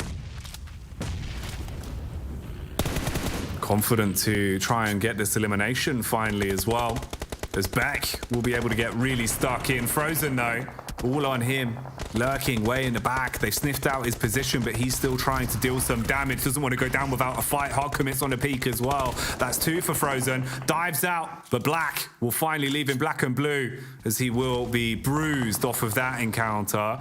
And they will lose out in the end. So finally, clean up from Excuse Me, but they are not in a prime position. They are still locked into this everlasting bout. And this is KASIK team that have basically gone unnoticed for quite some time. They set themselves up early. They have good map control to play with in terms of the geometry as well. You've got that high ground, and it just puts them into so much more of a better position with the rotations that are now coming through. Even seems like they've been able to find an opening pick and get a knock off again there onto the other squadron that had the actual little backline covered, so not looking good for them. I mean, for KASIK team, they've just kind of chilled here, right? I mean, it's such a good spot as well because down towards that southeast side, it is just fielded area and you've got the overlook onto it, which means there's only really two positions that KASIK has to be worried about, and that's down towards the southwest side and southeast side. They're currently crunching in on GameLord, who can really only take the road up towards that way. So having these ideal sight lines set up for KASIK already is really good. They just have to be careful about not splitting their attention too thin, right? Because if they're looking only at GameLord, tunnel vision in that way, potentially there is a crash coming through from AR that could happen here, right on the edge. But this circle really does favor KASIK. Excuse Me down to 3 players. I think AR is just biding their time here, when to make their push, when to make their move. With a gap closing, the circle shutting, a whole lot more pressure is going to be applied on the back. It seems like, again, KASIK being able to find the angles that they were hoping for. We see another connection across. Black looking to get stuck in with the little opening as well, the window that he had here to take the fight from the back of the rock. Still playing off of the rest of his teammates' info as they're grouped up. There's a bit of a collective reposition for KASIK team as well. At least keeping themselves on these advantageous angles they've been holding for so damn long. And to Pok, you may have even forgot this man was into the thick of it earlier on. Their squad was really fighting tooth and nail to actually stay alive and command a little bit of map control of their own. Now they've got a huge open sight line from the back of this tree. This could get very awkward. Yeah, I think Tapok's got a pretty good angle over towards Victor, understands where they're playing. And I like this from AR. They're just waiting it out. They took full control over this western side, understanding that the majority of the teams would be crunching from that east now, or at least forced to, by AR in towards KASIK. So they're looking for the late approach towards this engagement, Jackie. For Victor, belly on the floor, forced to heal. Knows that he's pinned down from either side. Small window in the timing there, so he can actually set himself up, watching this angle and rotate. Excuse Me, we're playing very aggressively towards it, but that's only one of the two sides of the coin. Flip back to the other, and that's KASIK team that have got this on lockdown, now finally committing to the frag that they were able to start developing quite some time ago. They had him pinned down for a while. Ooh, bit of an info trade as well. Excuse Me, in a really good spot to actually play off the back of this one. It's really down to them and KASIK team, it feels like, positionally, to have a great chance in this matchup. I think AA has to play everything right, you know, if they're going to make this one happen. You're right there, excuse me, with this position on the back of the warehouse, they have playable terrain. For AAR, they don't really have anything. They have to work off the back of their utility. So it's been a good thing that they've spent so long not getting stuck into this, because they know that they're going to need all the smokes possible to move up towards this compound. They're going to need all the nades possible to get these shots over towards KASIK team. The saving grace is that both these teams, excuse me, and KASIK have used so much utility so far. Fury here down to 3 nades, 2 medkits, no molotovs, no smokes. So for AAR, this really is going to have to be a big play from them. Tapuk on the wall. Striker's still looking towards that way. No nades in his hand, 4 smokes. English looks to be the most set up here. Will it be anguish for KASIK team after playing such a good game? Or will they actually be able to follow this one through to the bitter end and actually pick up a fat chicken dinner and walk away with that huge win? With the game they played, I mean, they've been looking good the whole way through. Excuse me, still trying to pick up the pieces and keep themselves in it as well, as they do have 1 knocked player at the minute. Again, contact back onto AAR as well. And excuse me, struggling to pick up the pieces from where they've been left. They try and go for a bit more of an aggressive play. All the crosshairs off of the angles, they can hard commit on the res, but that just results in 1 full elimination with bet going down and, excuse me, in this numbers dwindling. KASIK team have got this game in the palm of their hand. Yeah, they're doing insanely well right now. The fact they're able to find Becker as well is really big, but Aces gets up to the tree, but it's English with a lovely nade round the back, leaving AAR down to just 2 players now versus the 4 from KASIK team up on high. It's going to have to be an unreal game from them now to win this one out. Like you said, this is just KASIK teams for the taking. Practically gifted their way. They're at the buffet. And they are incredibly hungry. They have ordered the chicken dinner and they are waiting for it to be brought out by the waiter. Unless someone can do something absolutely despicable to pick this one back up. Excuse me, trying their luck. But they do come unstuck as they'll go down. And it is all left on 1 man effectively. As his teammate gets knocked, KASIK team licking their lips at a taste of victory that is right around the corner blank. Elementrix, though, he's read like a book as the nade comes over the top towards practically the only bit of cover he could have played from. KASIK team, yes, they gifted that game, but no one could touch them. They were practically invincible in those final moments. What a game from them to finish off on Erangel. Again, Nexus didn't really get as far as they would have liked. KASIK team get some much needed points on the game, but excuse me, once again, setting up those standards that every single day they're going to get towards the top placing regardless of how they're doing. Yeah, no, nice to see, keeping us on our toes as well with some different results there. KASIK team, even at the start, we said we know individually they've got some good stuff to show us, and they wanted us to see all the goodies on that one. So let's move back over to the analyst desk where the biggest brains will break down the plays that we've just seen. Thanks, Jackie. Max definitely has the biggest brain. Forehead too goes together. Oh, I didn't want. I was gonna make that joke. I knew you were thinking I it. decided not to.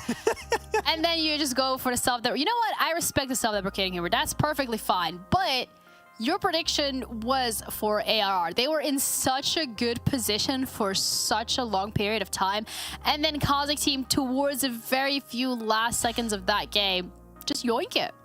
It was a really hard breach. I think it's fair to say when you're in a position like that, and as Blank said at the end there, when you're gifted a circle like that in a game like that, it is going to be hard to breach. And I think that, excuse me, an AR esports with everything put into perspective, chances are they were not going to come out on top, but they tried to get as many points as they possibly could until the very end, and they do get double-digit total points on this match. So really, really impressive stuff. And AR in particular, really strong in the south to scout, get that information, clear out MUERTE actually in a really strong fight where they lose, I believe, 0 players in that engage. So happy with AR, and excuse me, but KASIK team striker in particular, the way he was getting angles around those corners on the smokes really just made it so much easier for KASIK team to control that entire compound. Yeah, also want to kind of highlight Avalanche this time around because it did feel like there was a little bit of life into that roster in this map specifically, which is, I think, one of the strongest performances we've seen from them so far, besides that one map I remember on day 1 of phase 3. So it's been a little back and forth. A little bit back and forth. They're looking at KASIK team's stats overall, 8 eliminations. I did say in a position like that, I would have thought maybe they'd get a little bit more, but a lot of their elims they got just popped off towards the very end. They just didn't have too many angles before that. But yeah, we saw some good stuff. Striker, I still want to see more stuff from English in particular. I think that's the player that I've been having so many question marks this entire season. Like, where is English? And unfortunately, a lot of the time, he's nowhere to be seen. So there's still time for that to happen. You know, they're also going to make it in the finals, it seems. But yeah, English, I want to see him pop off like we saw him get those elims back in 2022, actually. Yeah, Dark Project as well this time around, Max. It feels like they've been a little bit quiet today. We've seen a lot from them on last few play days when it came to phase 3, but at the moment, the nail is not quite hitting where it should be. I'm just looking at this entire fight between VIRTUS.PRO and Dark Product, and I just don't know what to say. It was just VIRTUS.PRO just full sent it when they didn't really have to. It was an initial good bridge camp from Dark Product, but they were just so split that one player gets knocked, you're not going to get the res. And that's the major issue. If you want to do those bridge camps over to the western side, I want to see 2-2 splits. Anything more than that, you lose one player, your entire bridge camp just falls apart pretty much instantly. So that's why it didn't quite work out for them. And MADBULLS, I mean, we keep talking about how good they are as a squad, their synergy, how good it is when they're taking these 4-on-4 fights. But excuse me, Janiro, we kept saying how good they are when it comes to these head-on-head fights. Now they've improved so much recently. Yes. They just shredded right through MADBULLS, which is not an easy thing to do. So I gotta say, excuse me, are bringing the heat here.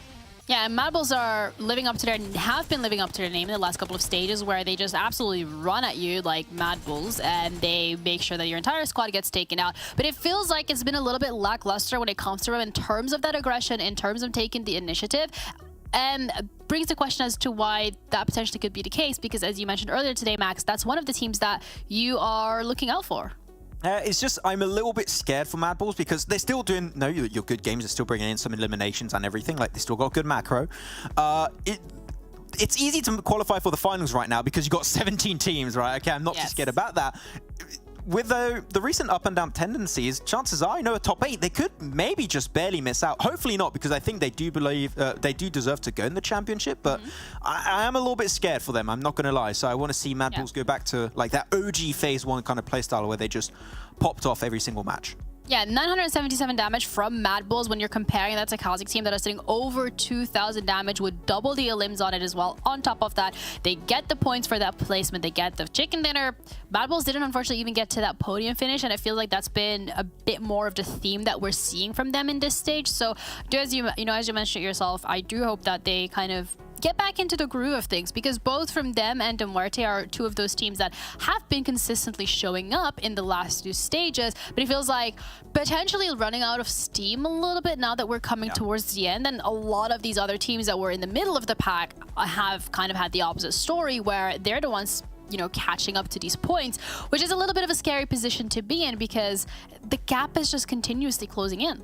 Exactly. I mean, those bonus points in the finals, right, we keep mentioning them, and they are pretty important, but they're not something that's going to ruin everything for you. Like, if you're looking at PMPL NA, Panthers, which ended up winning, but then they got points taken away, they ended up in 5th place. But as a whole, they went into the finals, technically, in terms of points towards the very end, would have won it, and they only have 2 bonus points compared to teams that has like 30, 40 bonus points, right? So those bonus points are important, but if you just have a good, strong finals, those bonus points are going to be rendered not useless, but they're not going to be as impactful as you might initially think. So I think that right now teams might have somewhat forgotten about the bonus points and are just thinking about how can we improve our playstyle to make sure that in the finals we have just a consistent amount of points to come in every single game and we can make it into the championship. That should be, in my opinion, how teams should approach this.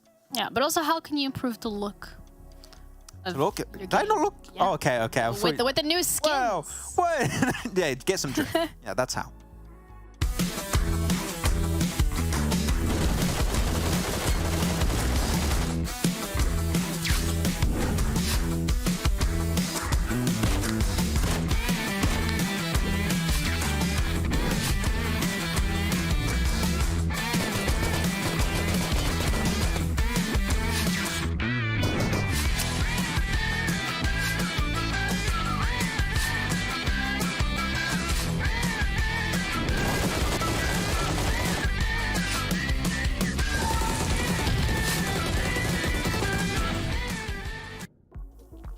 Okay, Max, I'm going to have to ask you a really important question, all right? And that is, would you rather get the tank skin or the Bugatti?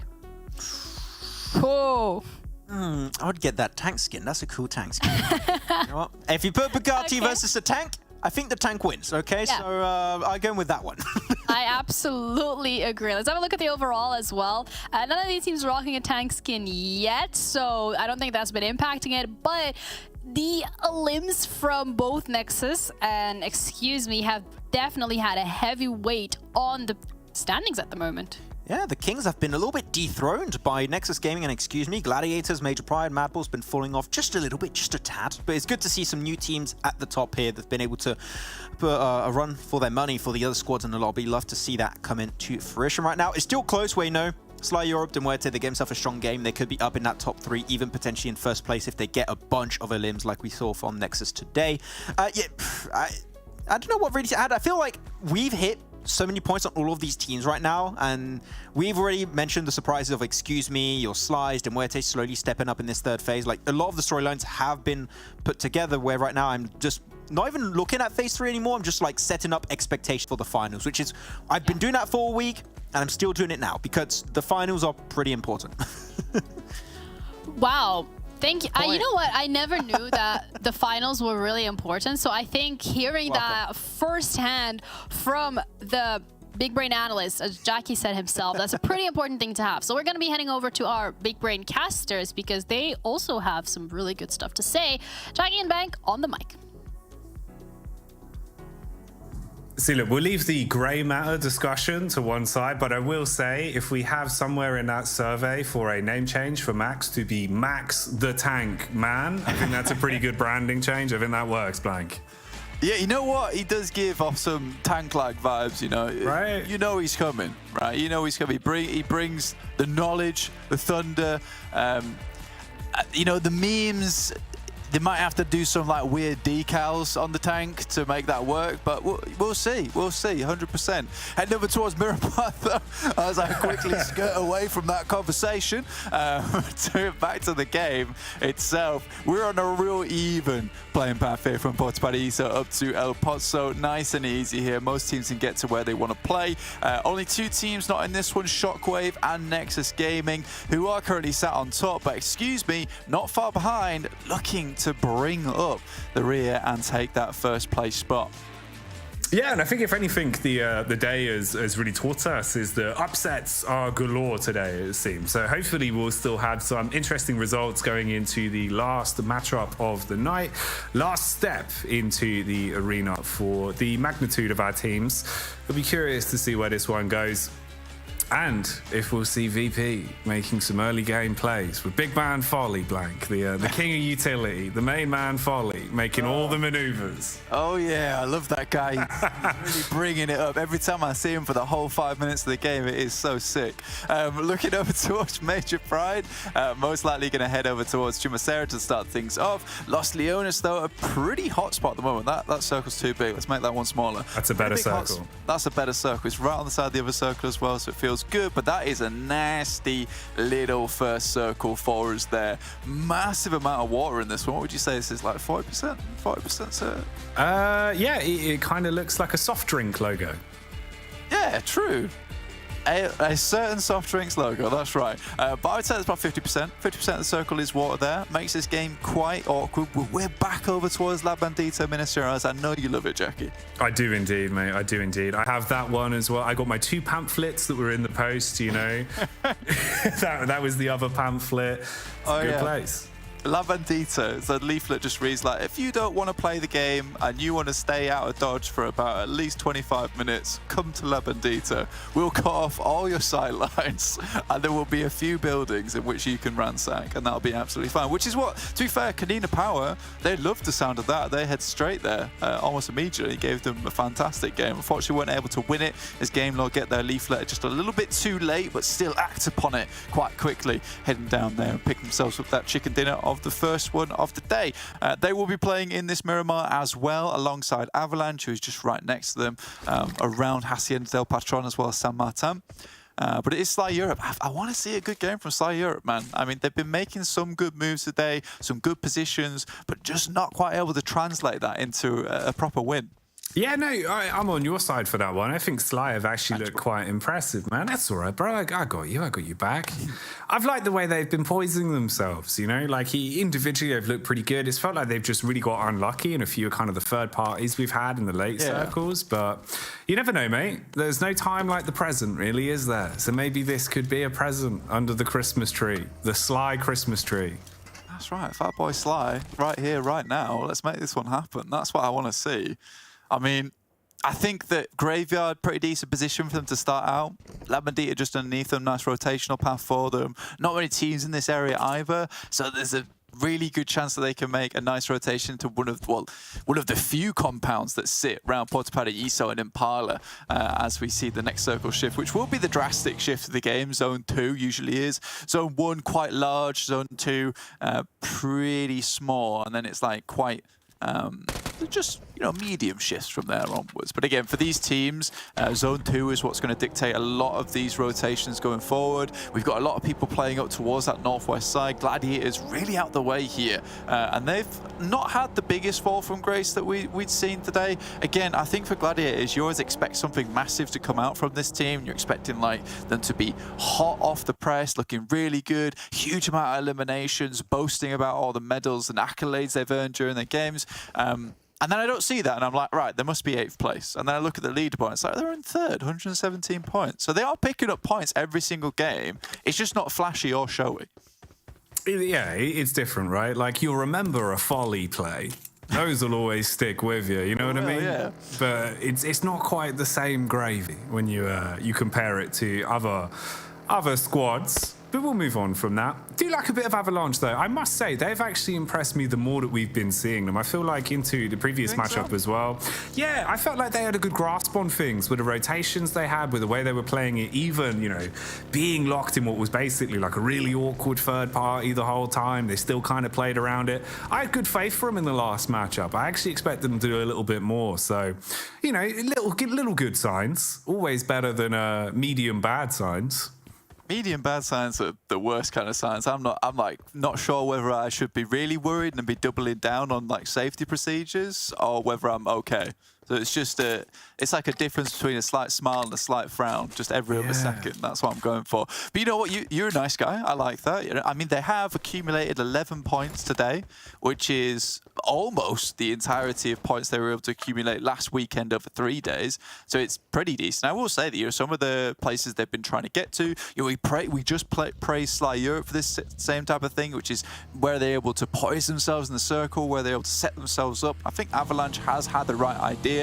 There have just been those classic Avalanche stumbles, though, where everything just falls apart at the seams, not properly glued together. So I think that for Avalanche, that's something where it just comes with time. It comes with time and practice. But again, you know, this could be the weekend where we see something better out of them. And although it's more than likely that we won't see them in the finals, as they are the team that is looking most likely to be dropped out, they can finish off their tournament strong. And that's what matters. Yeah, that's one of the key takeaways, right? Because you've always got the benchmarks to look back on.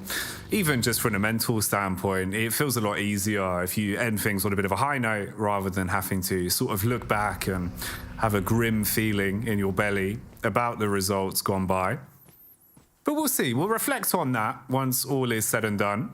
For now, it does seem like KP have a little bit of a read at least, and actually that could translate quite quickly into Avalanche almost being a man down. Lucky to survive on a crossover, as he had his number on that one. That should have actually been a bit of a freebie. Good damage from the distance, re-aggression as well as they try and jump into the vehicle, and this is just all going wrong for Avalanche. They are snowballing down quickly.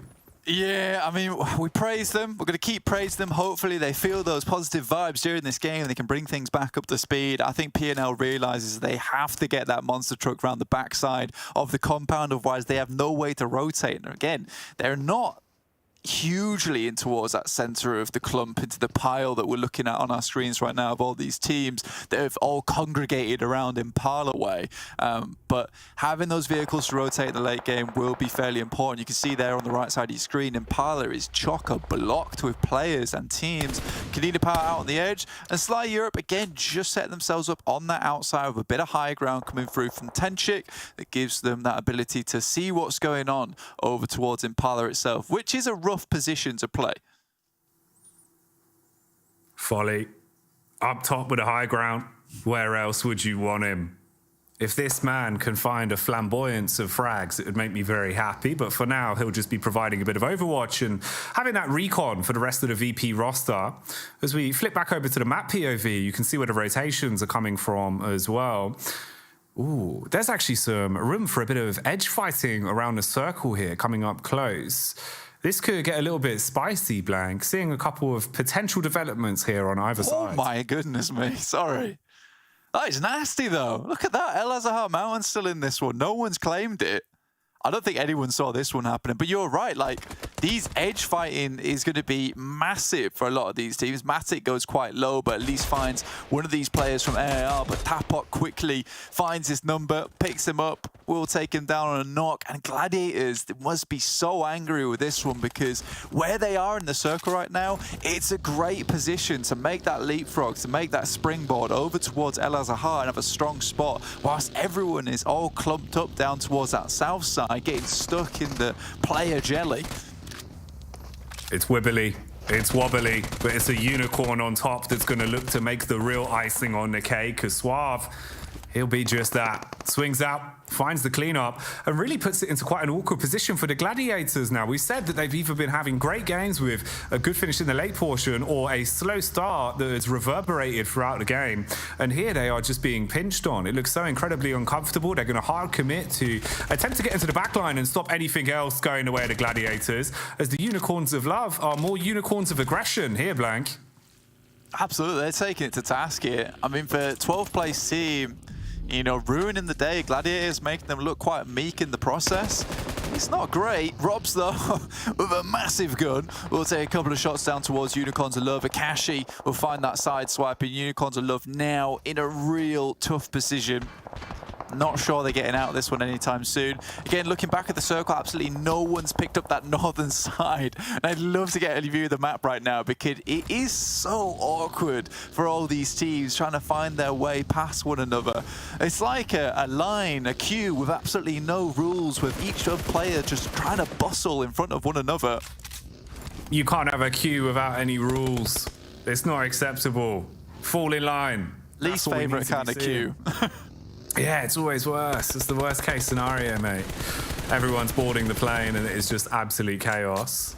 Similar sort of story here with the way things are being played out, scarpering to quickly board their seats as everyone wants to get out of Dodge quite quickly and trying to avoid what was absolute commotion on the edge of the circle. A few players suffering from it, some getting away slightly worse for wear. And what is going on here? Major Pride being pushed upon. And this could get very nasty. In the backline, Happy wants to leave them sad with a play that he's trying to make, but the zone's coming in and keeping the pressure applied as well. No Me at least putting himself on a bit of a position to punish from. Has to bail out of there though, jump in the vehicle and quickly try and rotate off. It's looking a little bit awkward. Trade from the back as KP actually hit that one. And two players are now downed as this rotate looks so damn fierce, at least trying to get away in the nick of time. Yeah, Molai just has to dip out. Avalanche off there. Team you're hoping does a little bit better here. Nexo comes in, heads off towards that eastern side. Even more of this water still in it. And again, Sly Europe's position out on the edge of Impala actually worked out really well for them. They didn't get too stuck in on that position. We say lots of times you don't necessarily want to head all the way in towards a city compound or an urban area because it's quite difficult to leave, as a lot of teams are starting to find out. But Sly Europe, who just had the binocs out looking over towards the city itself, have managed to dip out as soon as that circle created all of that commotion down towards that south side. And I think they will find themselves a nice compound here in this game. Giving themselves some room to breathe and at least set up. For Avalanche, it's still getting worse the longer it goes on. There is no easy success here, even on the rotate, looking to get away. They're going to drop PNL. He's taken out. Hard finished off there by Team KASIK, and there's only one man that remains for them. So this is really not the dream scenario of how they were playing it. Again, uncomfortable in the getaways and the rotations always leaving them being punished. MADBULLS also being fought upon. So KASIK, again, having a bit of a game here. Yeah, I mean, KASIK seems really quite good. I mean, they're still in the position right at the back of Impala on that north side, which does make their escape route just a little bit more difficult, right? But they'll squeeze themselves through the trapdoor if necessary to get out of this one. Again, Dagestan in front of them, so can't move out that way, and KONINA Power again holding down towards that ridge side on the north side. So there's a lot of opponents in front of them that they're going to have to defeat to get further up towards this northern edge. Dark Project head towards this coastal side. This is underneath VIRTUS.PRO, who have having a bit of a day today, actually. You know, doing a lot better than we usually see them. It's the Folly effect. It's just what he does. Frozen, though, talking of names starting with F, this man has been good for some heroics. We've seen some huge plays from him individually. Very confident, thinking back to the clip of him running up onto the wing of the plane and absolutely slaying everyone in front of him. But Furia, trying to get aggressive, just really edge guarding here, waiting for the peak to come out, knows he has a clear bit of timing to hard spam down. Deals with the first man, and he's dropped in such an uncomfortable angle. If he wants to back off to get close to his teammates, there should have probably been time to peek. Call for the rotation as well, as here comes the third party. Excuse me, pulling up to get involved. They all jump out of the vehicles and look to do something quite bold. Tons of damage taken, but they're dropping players as the balls are being blown out of the server. Dude, they all have monster trucks. They're all rocking in with the monster trucks.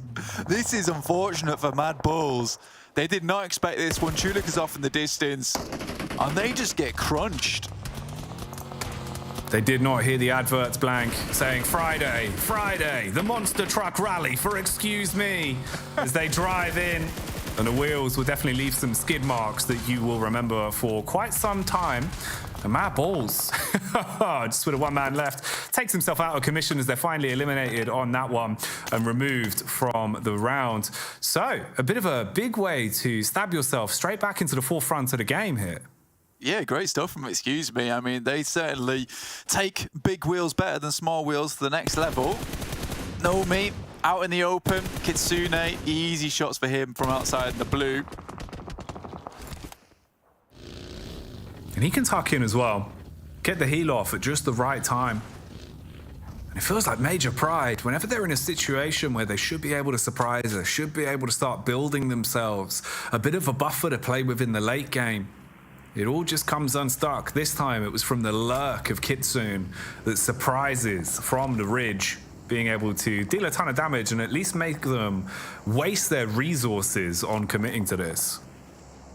Yeah, I think for Major Pride, it has been like that all day today. I mean, it was Tixi earlier on Sanhok. I was able to take shots at them as they crossed the road to try and deal with VIRTUS.PRO. And now this time it's Kitsune takes down one of their players. Luckily, Monkey's able to make the quick 180, clear out that player from the backside, make their rotation just a little bit easier. But again, at 3 players, this seems to be Major Pride's certain struggle today, which has not been able to get into these late games with 4 players alive, in which case they usually do quite well. Aces from the window take shots towards Game Lord as they make one hell of an awkward push, but a push that is much needed in this circle. Tapok though, 7 nades available, just threatening it, pulling out the pin. This man is like a sack full of grenades right now. He is just waiting for the opportunity to take the top off and let them all roll out. But timing has to be everything. That's the one saving grace he has to it. Positionally, you're trapped in a bit of a rough spot. So how well does he know his trigonometry? Nice bounce off the window there to start off the engagement. And now they hard commit to it as well. Molotov on the floor as Tapok's forced to run straight back upstairs. Knocked because of it. And there is panic in the camp, rotating towards the window. Aces looking to stand strong, but he is really stuck now. They've basically got the tripwire set up for it, diving in through the window to try and keep himself in. Aces is still alive, but surely not for long. Great couple of Molotovs there coming through from the boys. Robs sends one down to the bottom floor. Nay comes through on that top side as well, which is forcing him to walk down those stairs into the Molotov itself. Very well set up and a clean little squad wipe there from Game Lord. Should be able to get all their players back up on their feet. Unicorns Lovis Mickey still alive versus Dark Project, who headed towards that coastal side. That's the vehicle just sent out of the way. There's no cover if it's off in the distance. It was all going so well for so long for the Unicorns, but in the end, they get spotted out in the Forbidden Forest and there is blood to be paid for. Having a quick look back at the map now as well, you can see how the split's kind of working out. VP basically uncontested down towards the mid there. They staked a claim. You've got Excuse Me on a rotate coming up as well. And they're always good for these late rotations. It feels like this is where they start to reveal their trap card, when they're playing around the edge of the map like this. 100%, man. I think this is super good for Excuse Me, and also where things get a bit dicey for Dark Project, because like Excuse Me laying down the trap card, it feels like Dark Project pull out the pot of greed a little bit too often here on Miramar, get too split up on themselves, go for this 2-2 right now, which might come back to bite them as Game Lords start to split them in between. Narvalo sat comfortably between these players. Wait has to hit something good here, and Victor swerves off out of control right now. Victor drifting his way around the corner, puts the pedal to the metal, and he might be Goomba stomped here by the Jeep flying over the top of his head, as this is looking ridiculous. And Wait will wait for No Man, turning on a dime as he is trapped into these engagements all over the shop, and still being able to keep himself at least alive and kicking for now. Realizes that his position is a bit awkward utility-wise, dashes out one of those free smokes that he still has in the back, quick flick out onto the vehicle as well, and this man is just going off. He is a behemoth right now, Blank. Really is. I thought we were playing RuneScape for a second. He was pulling out the Abyssal Whip with how quickly he was swinging those shots towards these players. Wait, though, looks for a little bit more as his teammates still taking a lot of damage. Narvalo last left alive. This could be the 1v4 from Wait on his lonesome on the north side. This is what saves the guys from Dark Project. It's just the fact that individually these players are so strong. Sometimes they can just go for the 2-2 split, and Wait there just cleans up. That's ridiculous. Is this PUBG or Street Fighter? Because Wait is just getting non-stop perfects. The man was popping off there and has done so much for the grand scheme of the game.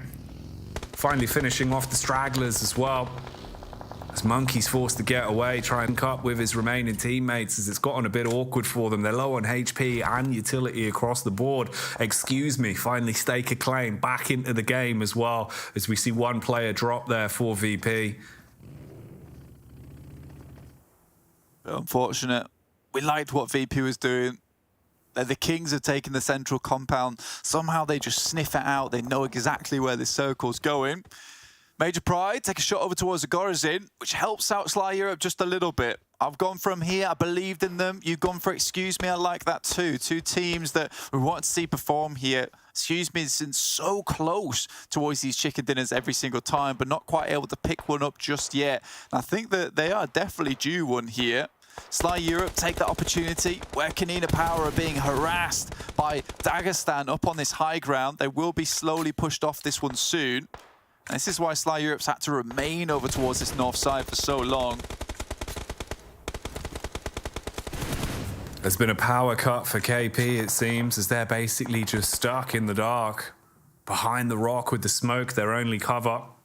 Dagestan, they went for this long play. They took the high ground. They're playing off the angles, constantly just peppering down, like seasoning a nice steak. They're keeping that pressure applied and making it a little bit awkward here for the Major Pride squad to even be able to rotate off if they want to do something. They've got tons of time to work with on this one as well. Now they have to circle towards their back so they can all rotate slowly.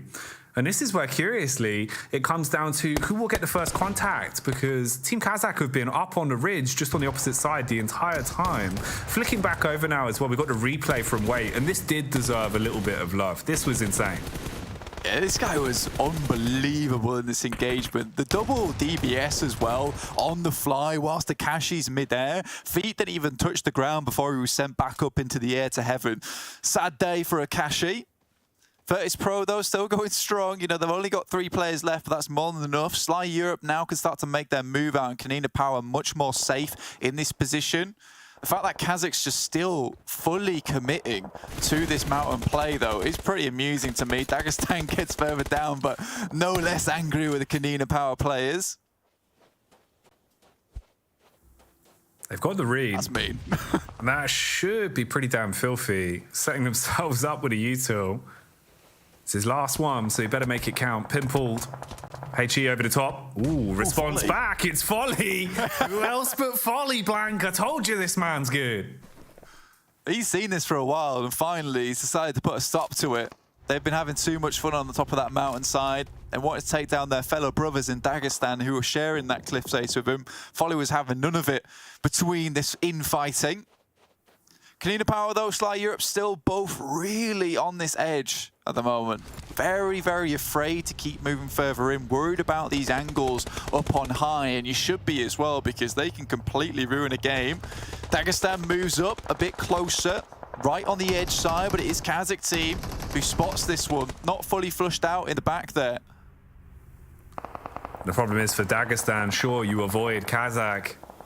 They were the team biting at your heels, but now you're trapped between two squads, and VP are just unloading again and again with the bullets raining in. English will suffer on that one. He's removed. And this is starting to look kind of risky now. In terms of the fighting, there is an awful lot of squads closely grouped. You've got VP with Major Pride on either side, the elevated angle at the top there for KASIK. And then finally down at the bottom, Dagestan trying to dig their feet in and hold on. 3 point was taken down by VP, so they're now fully gone. KASIK removed from the equation. And Shifu, is there really much more that this man can do? They've lost one player from the squad, but they still have 3. And they're trying to piece things back together. KP, relatively uncontested here, but Sly, just on the left-hand side, close by. Depending on the contact and the information they gather from this, with a map geometry blocking a lot of their pathing, it could buy them a lot of time. Not working well for Shifu as he finally pushes up, though, and his vehicle combusts.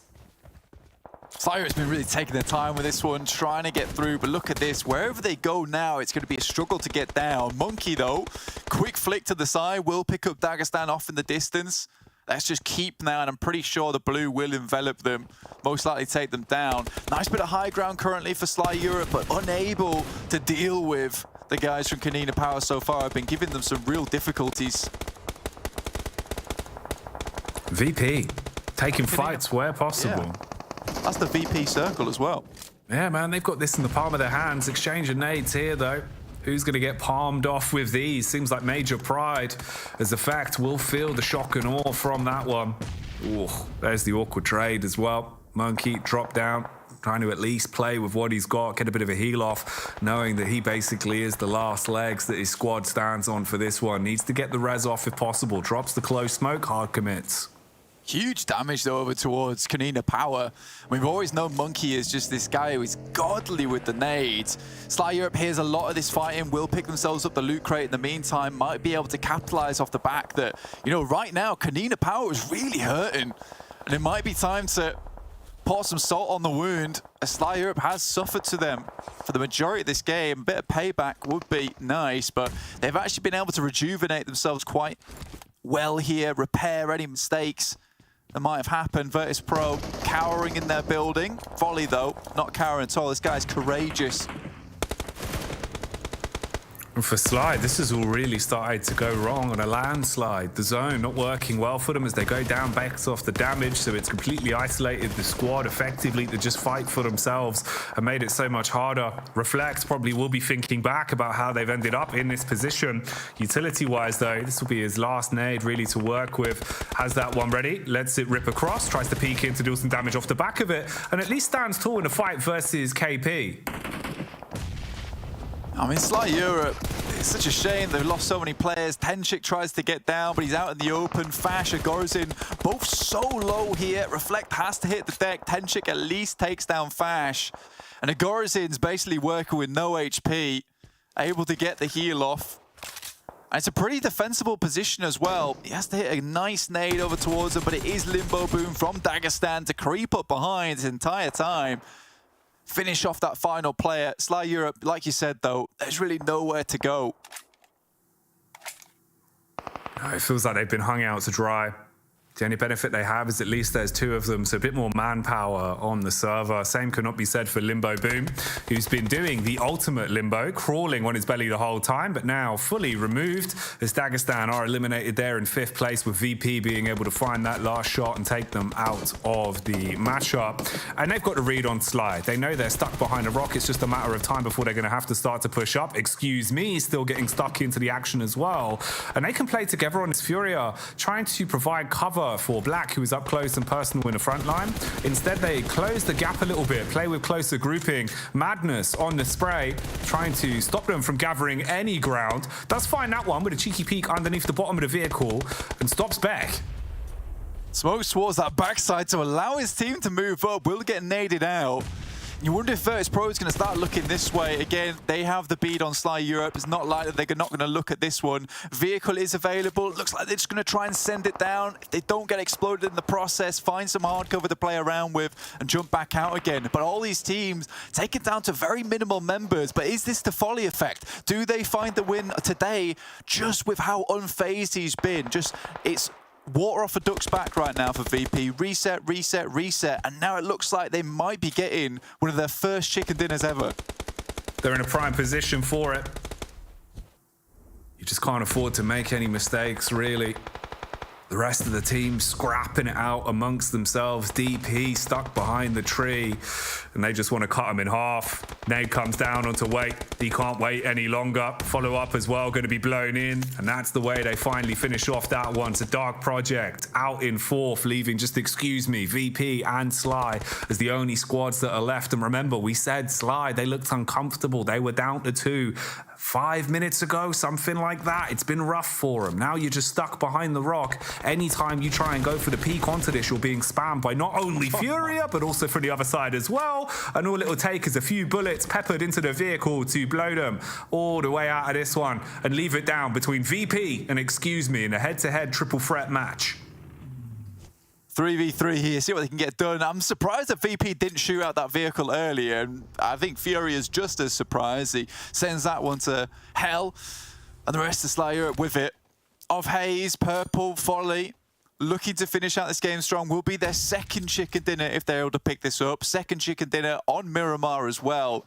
Posting this up as home for them. But it's versus Excuse Me, who've really done well today to pick up as many eliminations they've had, get as far as they have done in each and every match. Who do we root for here, though? It's the real question. We're just not sure. Both teams equally looking like they want it. It'll come down to the dying moments on this one. It's going to be hard to call. Purple up top, playing the Overwatch angle, supporting off of the contact of his teammates there. Off Haze has been really good this game as well, hitting a lot of shots from distance. He's looked comfortable in those engagements. And Folly, well, what needs to be said about this man? It's Folly. You know what's good? We don't have to say a single thing about him. He just performs, he delivers. I think Purple's given away his position prematurely there, though.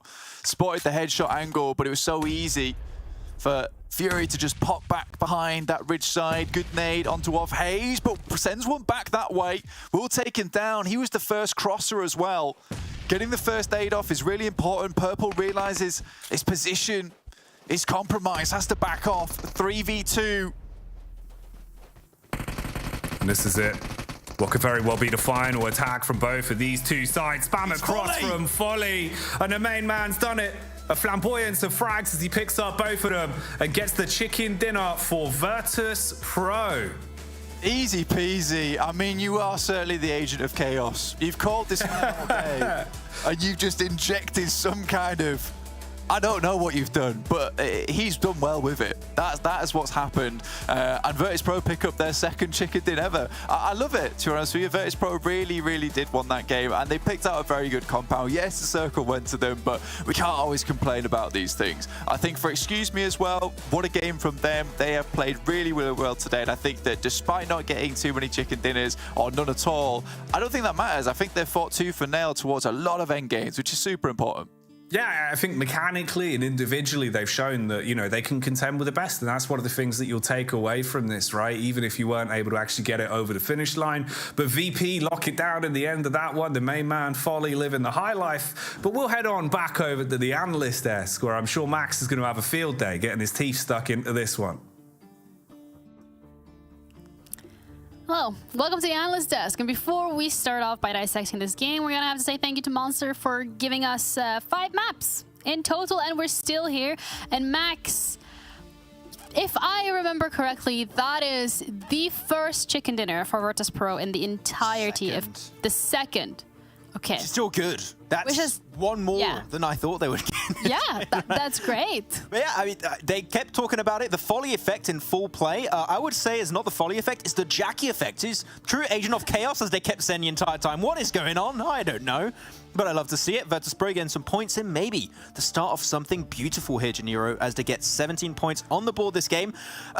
pretty much a given game to them, right? They had a strong compound, but I did not expect them to win that fight versus Excuse Me, but the moment they lose Furia as he's trying to cross over, he's down to a 2v3. They have too many angles. You just cannot make that cross happen. So good on VIRTUS.PRO for holding on to that compound for as long as they did. Yeah, Major Pride as well, getting a couple of points in terms of Elim, so that is a good thing from their side of things if they want to keep it ahead. In the leaderboards, the MUERTE Avalanche. Yeah, it's a bit of a sad one, especially for Avalanche, considering that they're really struggling on getting some of those points on the board. But it's, again, consistency as well from the likes of MADBULLS, KASIK team, Game Lord, your Gladiators. Regardless of the fact that maybe some placement points aren't there on the board for them, it's always going to be a couple of Elim points just to make sure that they're staying in the race. I gotta say, I do appreciate that Jackie picked Avalanche at least once today, but I don't think he has his heart broken enough yet. Okay, you'll get there, Jackie. Yet. Okay, you'll understand eventually. Over time.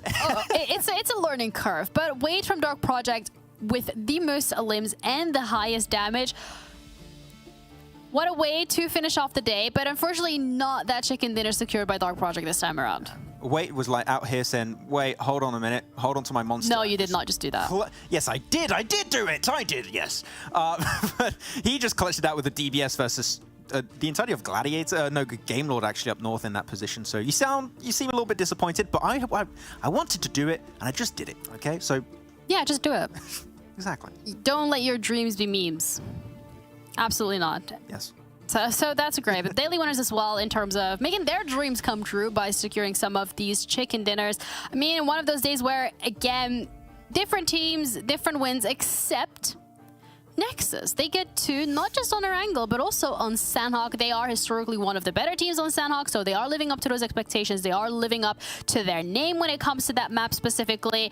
And that's a great way to close out the 4th day for them of Stage 3. And the thing is also, those are big in terms of elimination, 16 and 13. That puts them in a really, really good position. Love to see, though, KASIK team and VIRTUS.PRO, they get the chicken dinner, was like 300, 400 damage, just showing that the circle was, in fact, centering on top of them, but they still get decent damage and a few limbs here and there. So all good for those guys at the top. But yeah, so we had some new players, especially, I think, Folly being the standout player of the day in terms of like a new potential. Maybe we'll see that continue throughout the second half of this phase and maybe in the finals, because Folly last year was called Folly PMGC. I think he's like, oh, maybe I'm not going to put PMGC this year in my name, but maybe he can put Folly Championship, maybe. I don't know. Okay. We'll I mean, I'm going to put Folly MVP for today. It's been quite a good performance from his side of things, but I'm going to have to ask you, would you dare? No, I'm not. I don't want to lose. I can't. I'm gonna pick my boy Octavian from Nexus Gaming. What do you mean? Of course. We got to keep it spicy. Yeah, no, it's not. We're going to have a look at the MVP highlights. It is going to be Octavian. Oh, who would have guessed? What a surprise. Wow, I never nobody could have guessed that. Look at that. I mean, with the amount of Elims that they secured for their team, I think it's no surprise the consistency with those Elims coming out today. I think the first game, 7 out of 16, which is incredible, to say the least. Really helped Nexus Gaming move up in those rankings, close out some of these games, and just stay on top of their game. I refuse to believe you just wanted to keep it spicy and pick Folly. No, you just wanted to throw on purpose there. But he has been definitely the player that I wanted to see more from when it came to this roster. We saw, of course, Kapahala get some good clutch moments. We saw also Exo Machina that was a sub that started popping off really well in the second and third phase. And now Octavian is back to like his roots, it seems, where he was just like one of the top fraggers in the whole Western European region years ago. So he's back there, and I just hope that this can continue because, man, 17 Elims on a day is so hard to achieve, but he made it happen, and it seemed easy. So let's go. Yeah, he did make it seem easy indeed, and with that as well, the tournament overall standings have been changed once again because as the days go by, teams collect points and some more than others, with Major Pride currently sitting very comfortably at the top at the total of 555. My question to you, Max, is will they break the 600 points? Oh, I think so. I think that's going to be happening by the end of this phase, and that's going to be great for the PMGC rankings. I think there's a world, where they can maybe even build a 100-point lead maybe against MADBULLS, because don't forget the PMGC points include the final points. So depending on how that goes, that will make things pretty interesting. But MADBULLS Gladiators, once again, not too big a surprise, though very impressive that Game Lord, a team that struggled with all these CIS teams in the fall season of last year, now with only 4 chicken dinners, are in 4th position and really not that far behind, potentially entering the podium position. So I'm really so proud of Game Lord and what they've done this season, and especially when it comes to the fragging power of Victor, Navallo, and Robs. They're doing way better than I think a lot of people initially expected. Well, it's very rare that you get some very kind, heartfelt words from Max, so I'm really happy to hear that.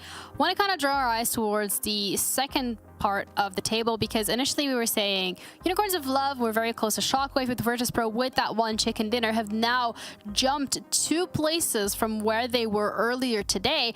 And it was always going to be, is VIRTUS.PRO going to go into the finals? Is it going to be Avalanche? Is Avalanche going to have the opportunity to catch up? Well, by the looks of the standings right now, Max, the difference between Avalanche and Unicorns of Love, that is now the team above them rather than VIRTUS.PRO, which has been historically the case, it's not looking very likely.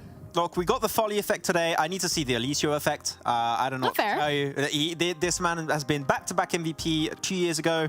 I need to see Alicio frag out like he was doing in the past, because right now, a miracle will be needed for them to get all these points and for the teams above them to get pretty much nothing. Like Unicorns of Love, sure, they got no chicken dinners, but they might get a few placement points and eliminations here and there. So only in 2 days, they got 8 total matches, well, potentially 9 matches if they make it into the Vikendi, but I just don't expect it to happen. But a miracle is what they need. Yeah, they've been a little bit more consistent today, but again, not as much as you might want them to, considering the differences between the points. So, speaking of points, we also tried to collect points. The desk, the analyst, everybody's trying to do their best, but honestly, it's always Max that comes out on top, because I don't know why, but it is. My boy Game Lord. What am I going to say, okay? Blank is still thinking, though. He's still thinking, okay? He's thinking real hard, just like last time. But now even Jackie is thinking, look at that. He's just stroking the beard. He's got... Yeah, but like Jackie I had the best beard. I had the beard before. Now I'm not the beard guy anymore. It's Jackie. I don't know how but I like feel Jackie is thinking and got 4 points on his first day. That's impressive. And then Blank is thinking and he got 2 points. So... I guess Jackie's thinking harder than Blank. What did he do to you? Nothing. I'm just pointing out the obvious. Okay, let's have a reminder here, guys, for social media. Make sure that you do check that out, because like we said, memes, content, updates, skins, whatever, you name it, we got it. Especially Max being so kind and doing some of these giveaways. And they're permanent skins, if I remember correctly.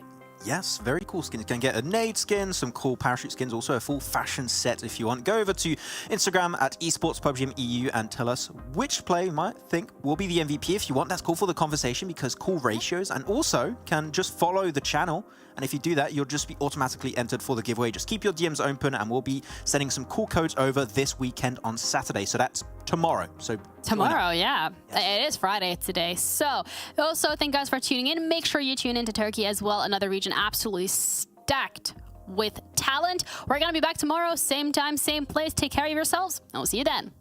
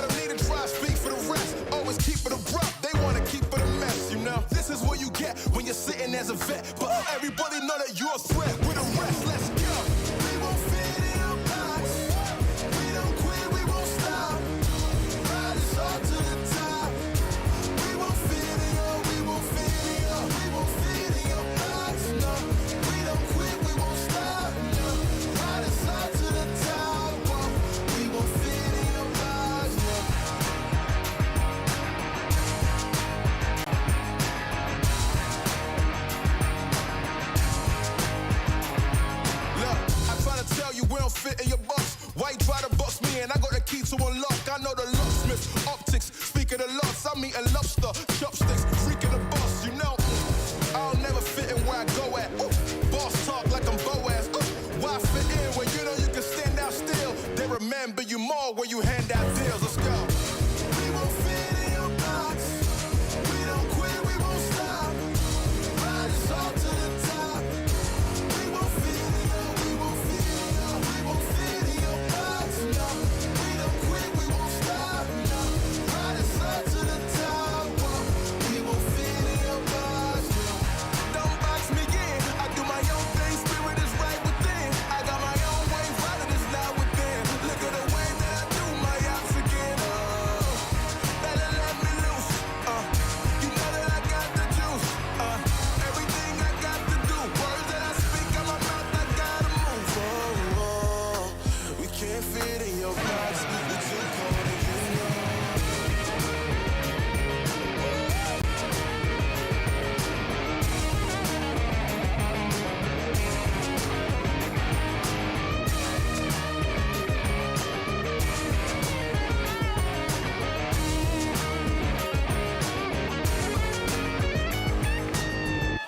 We won't fit in your box. We don't quit, we won't stop. Ride us all to the top. We won't fit in your, we won't fit in your, we won't fit in your box. No, we don't quit, we won't stop. No, ride us all to the top. Whoa. We won't fit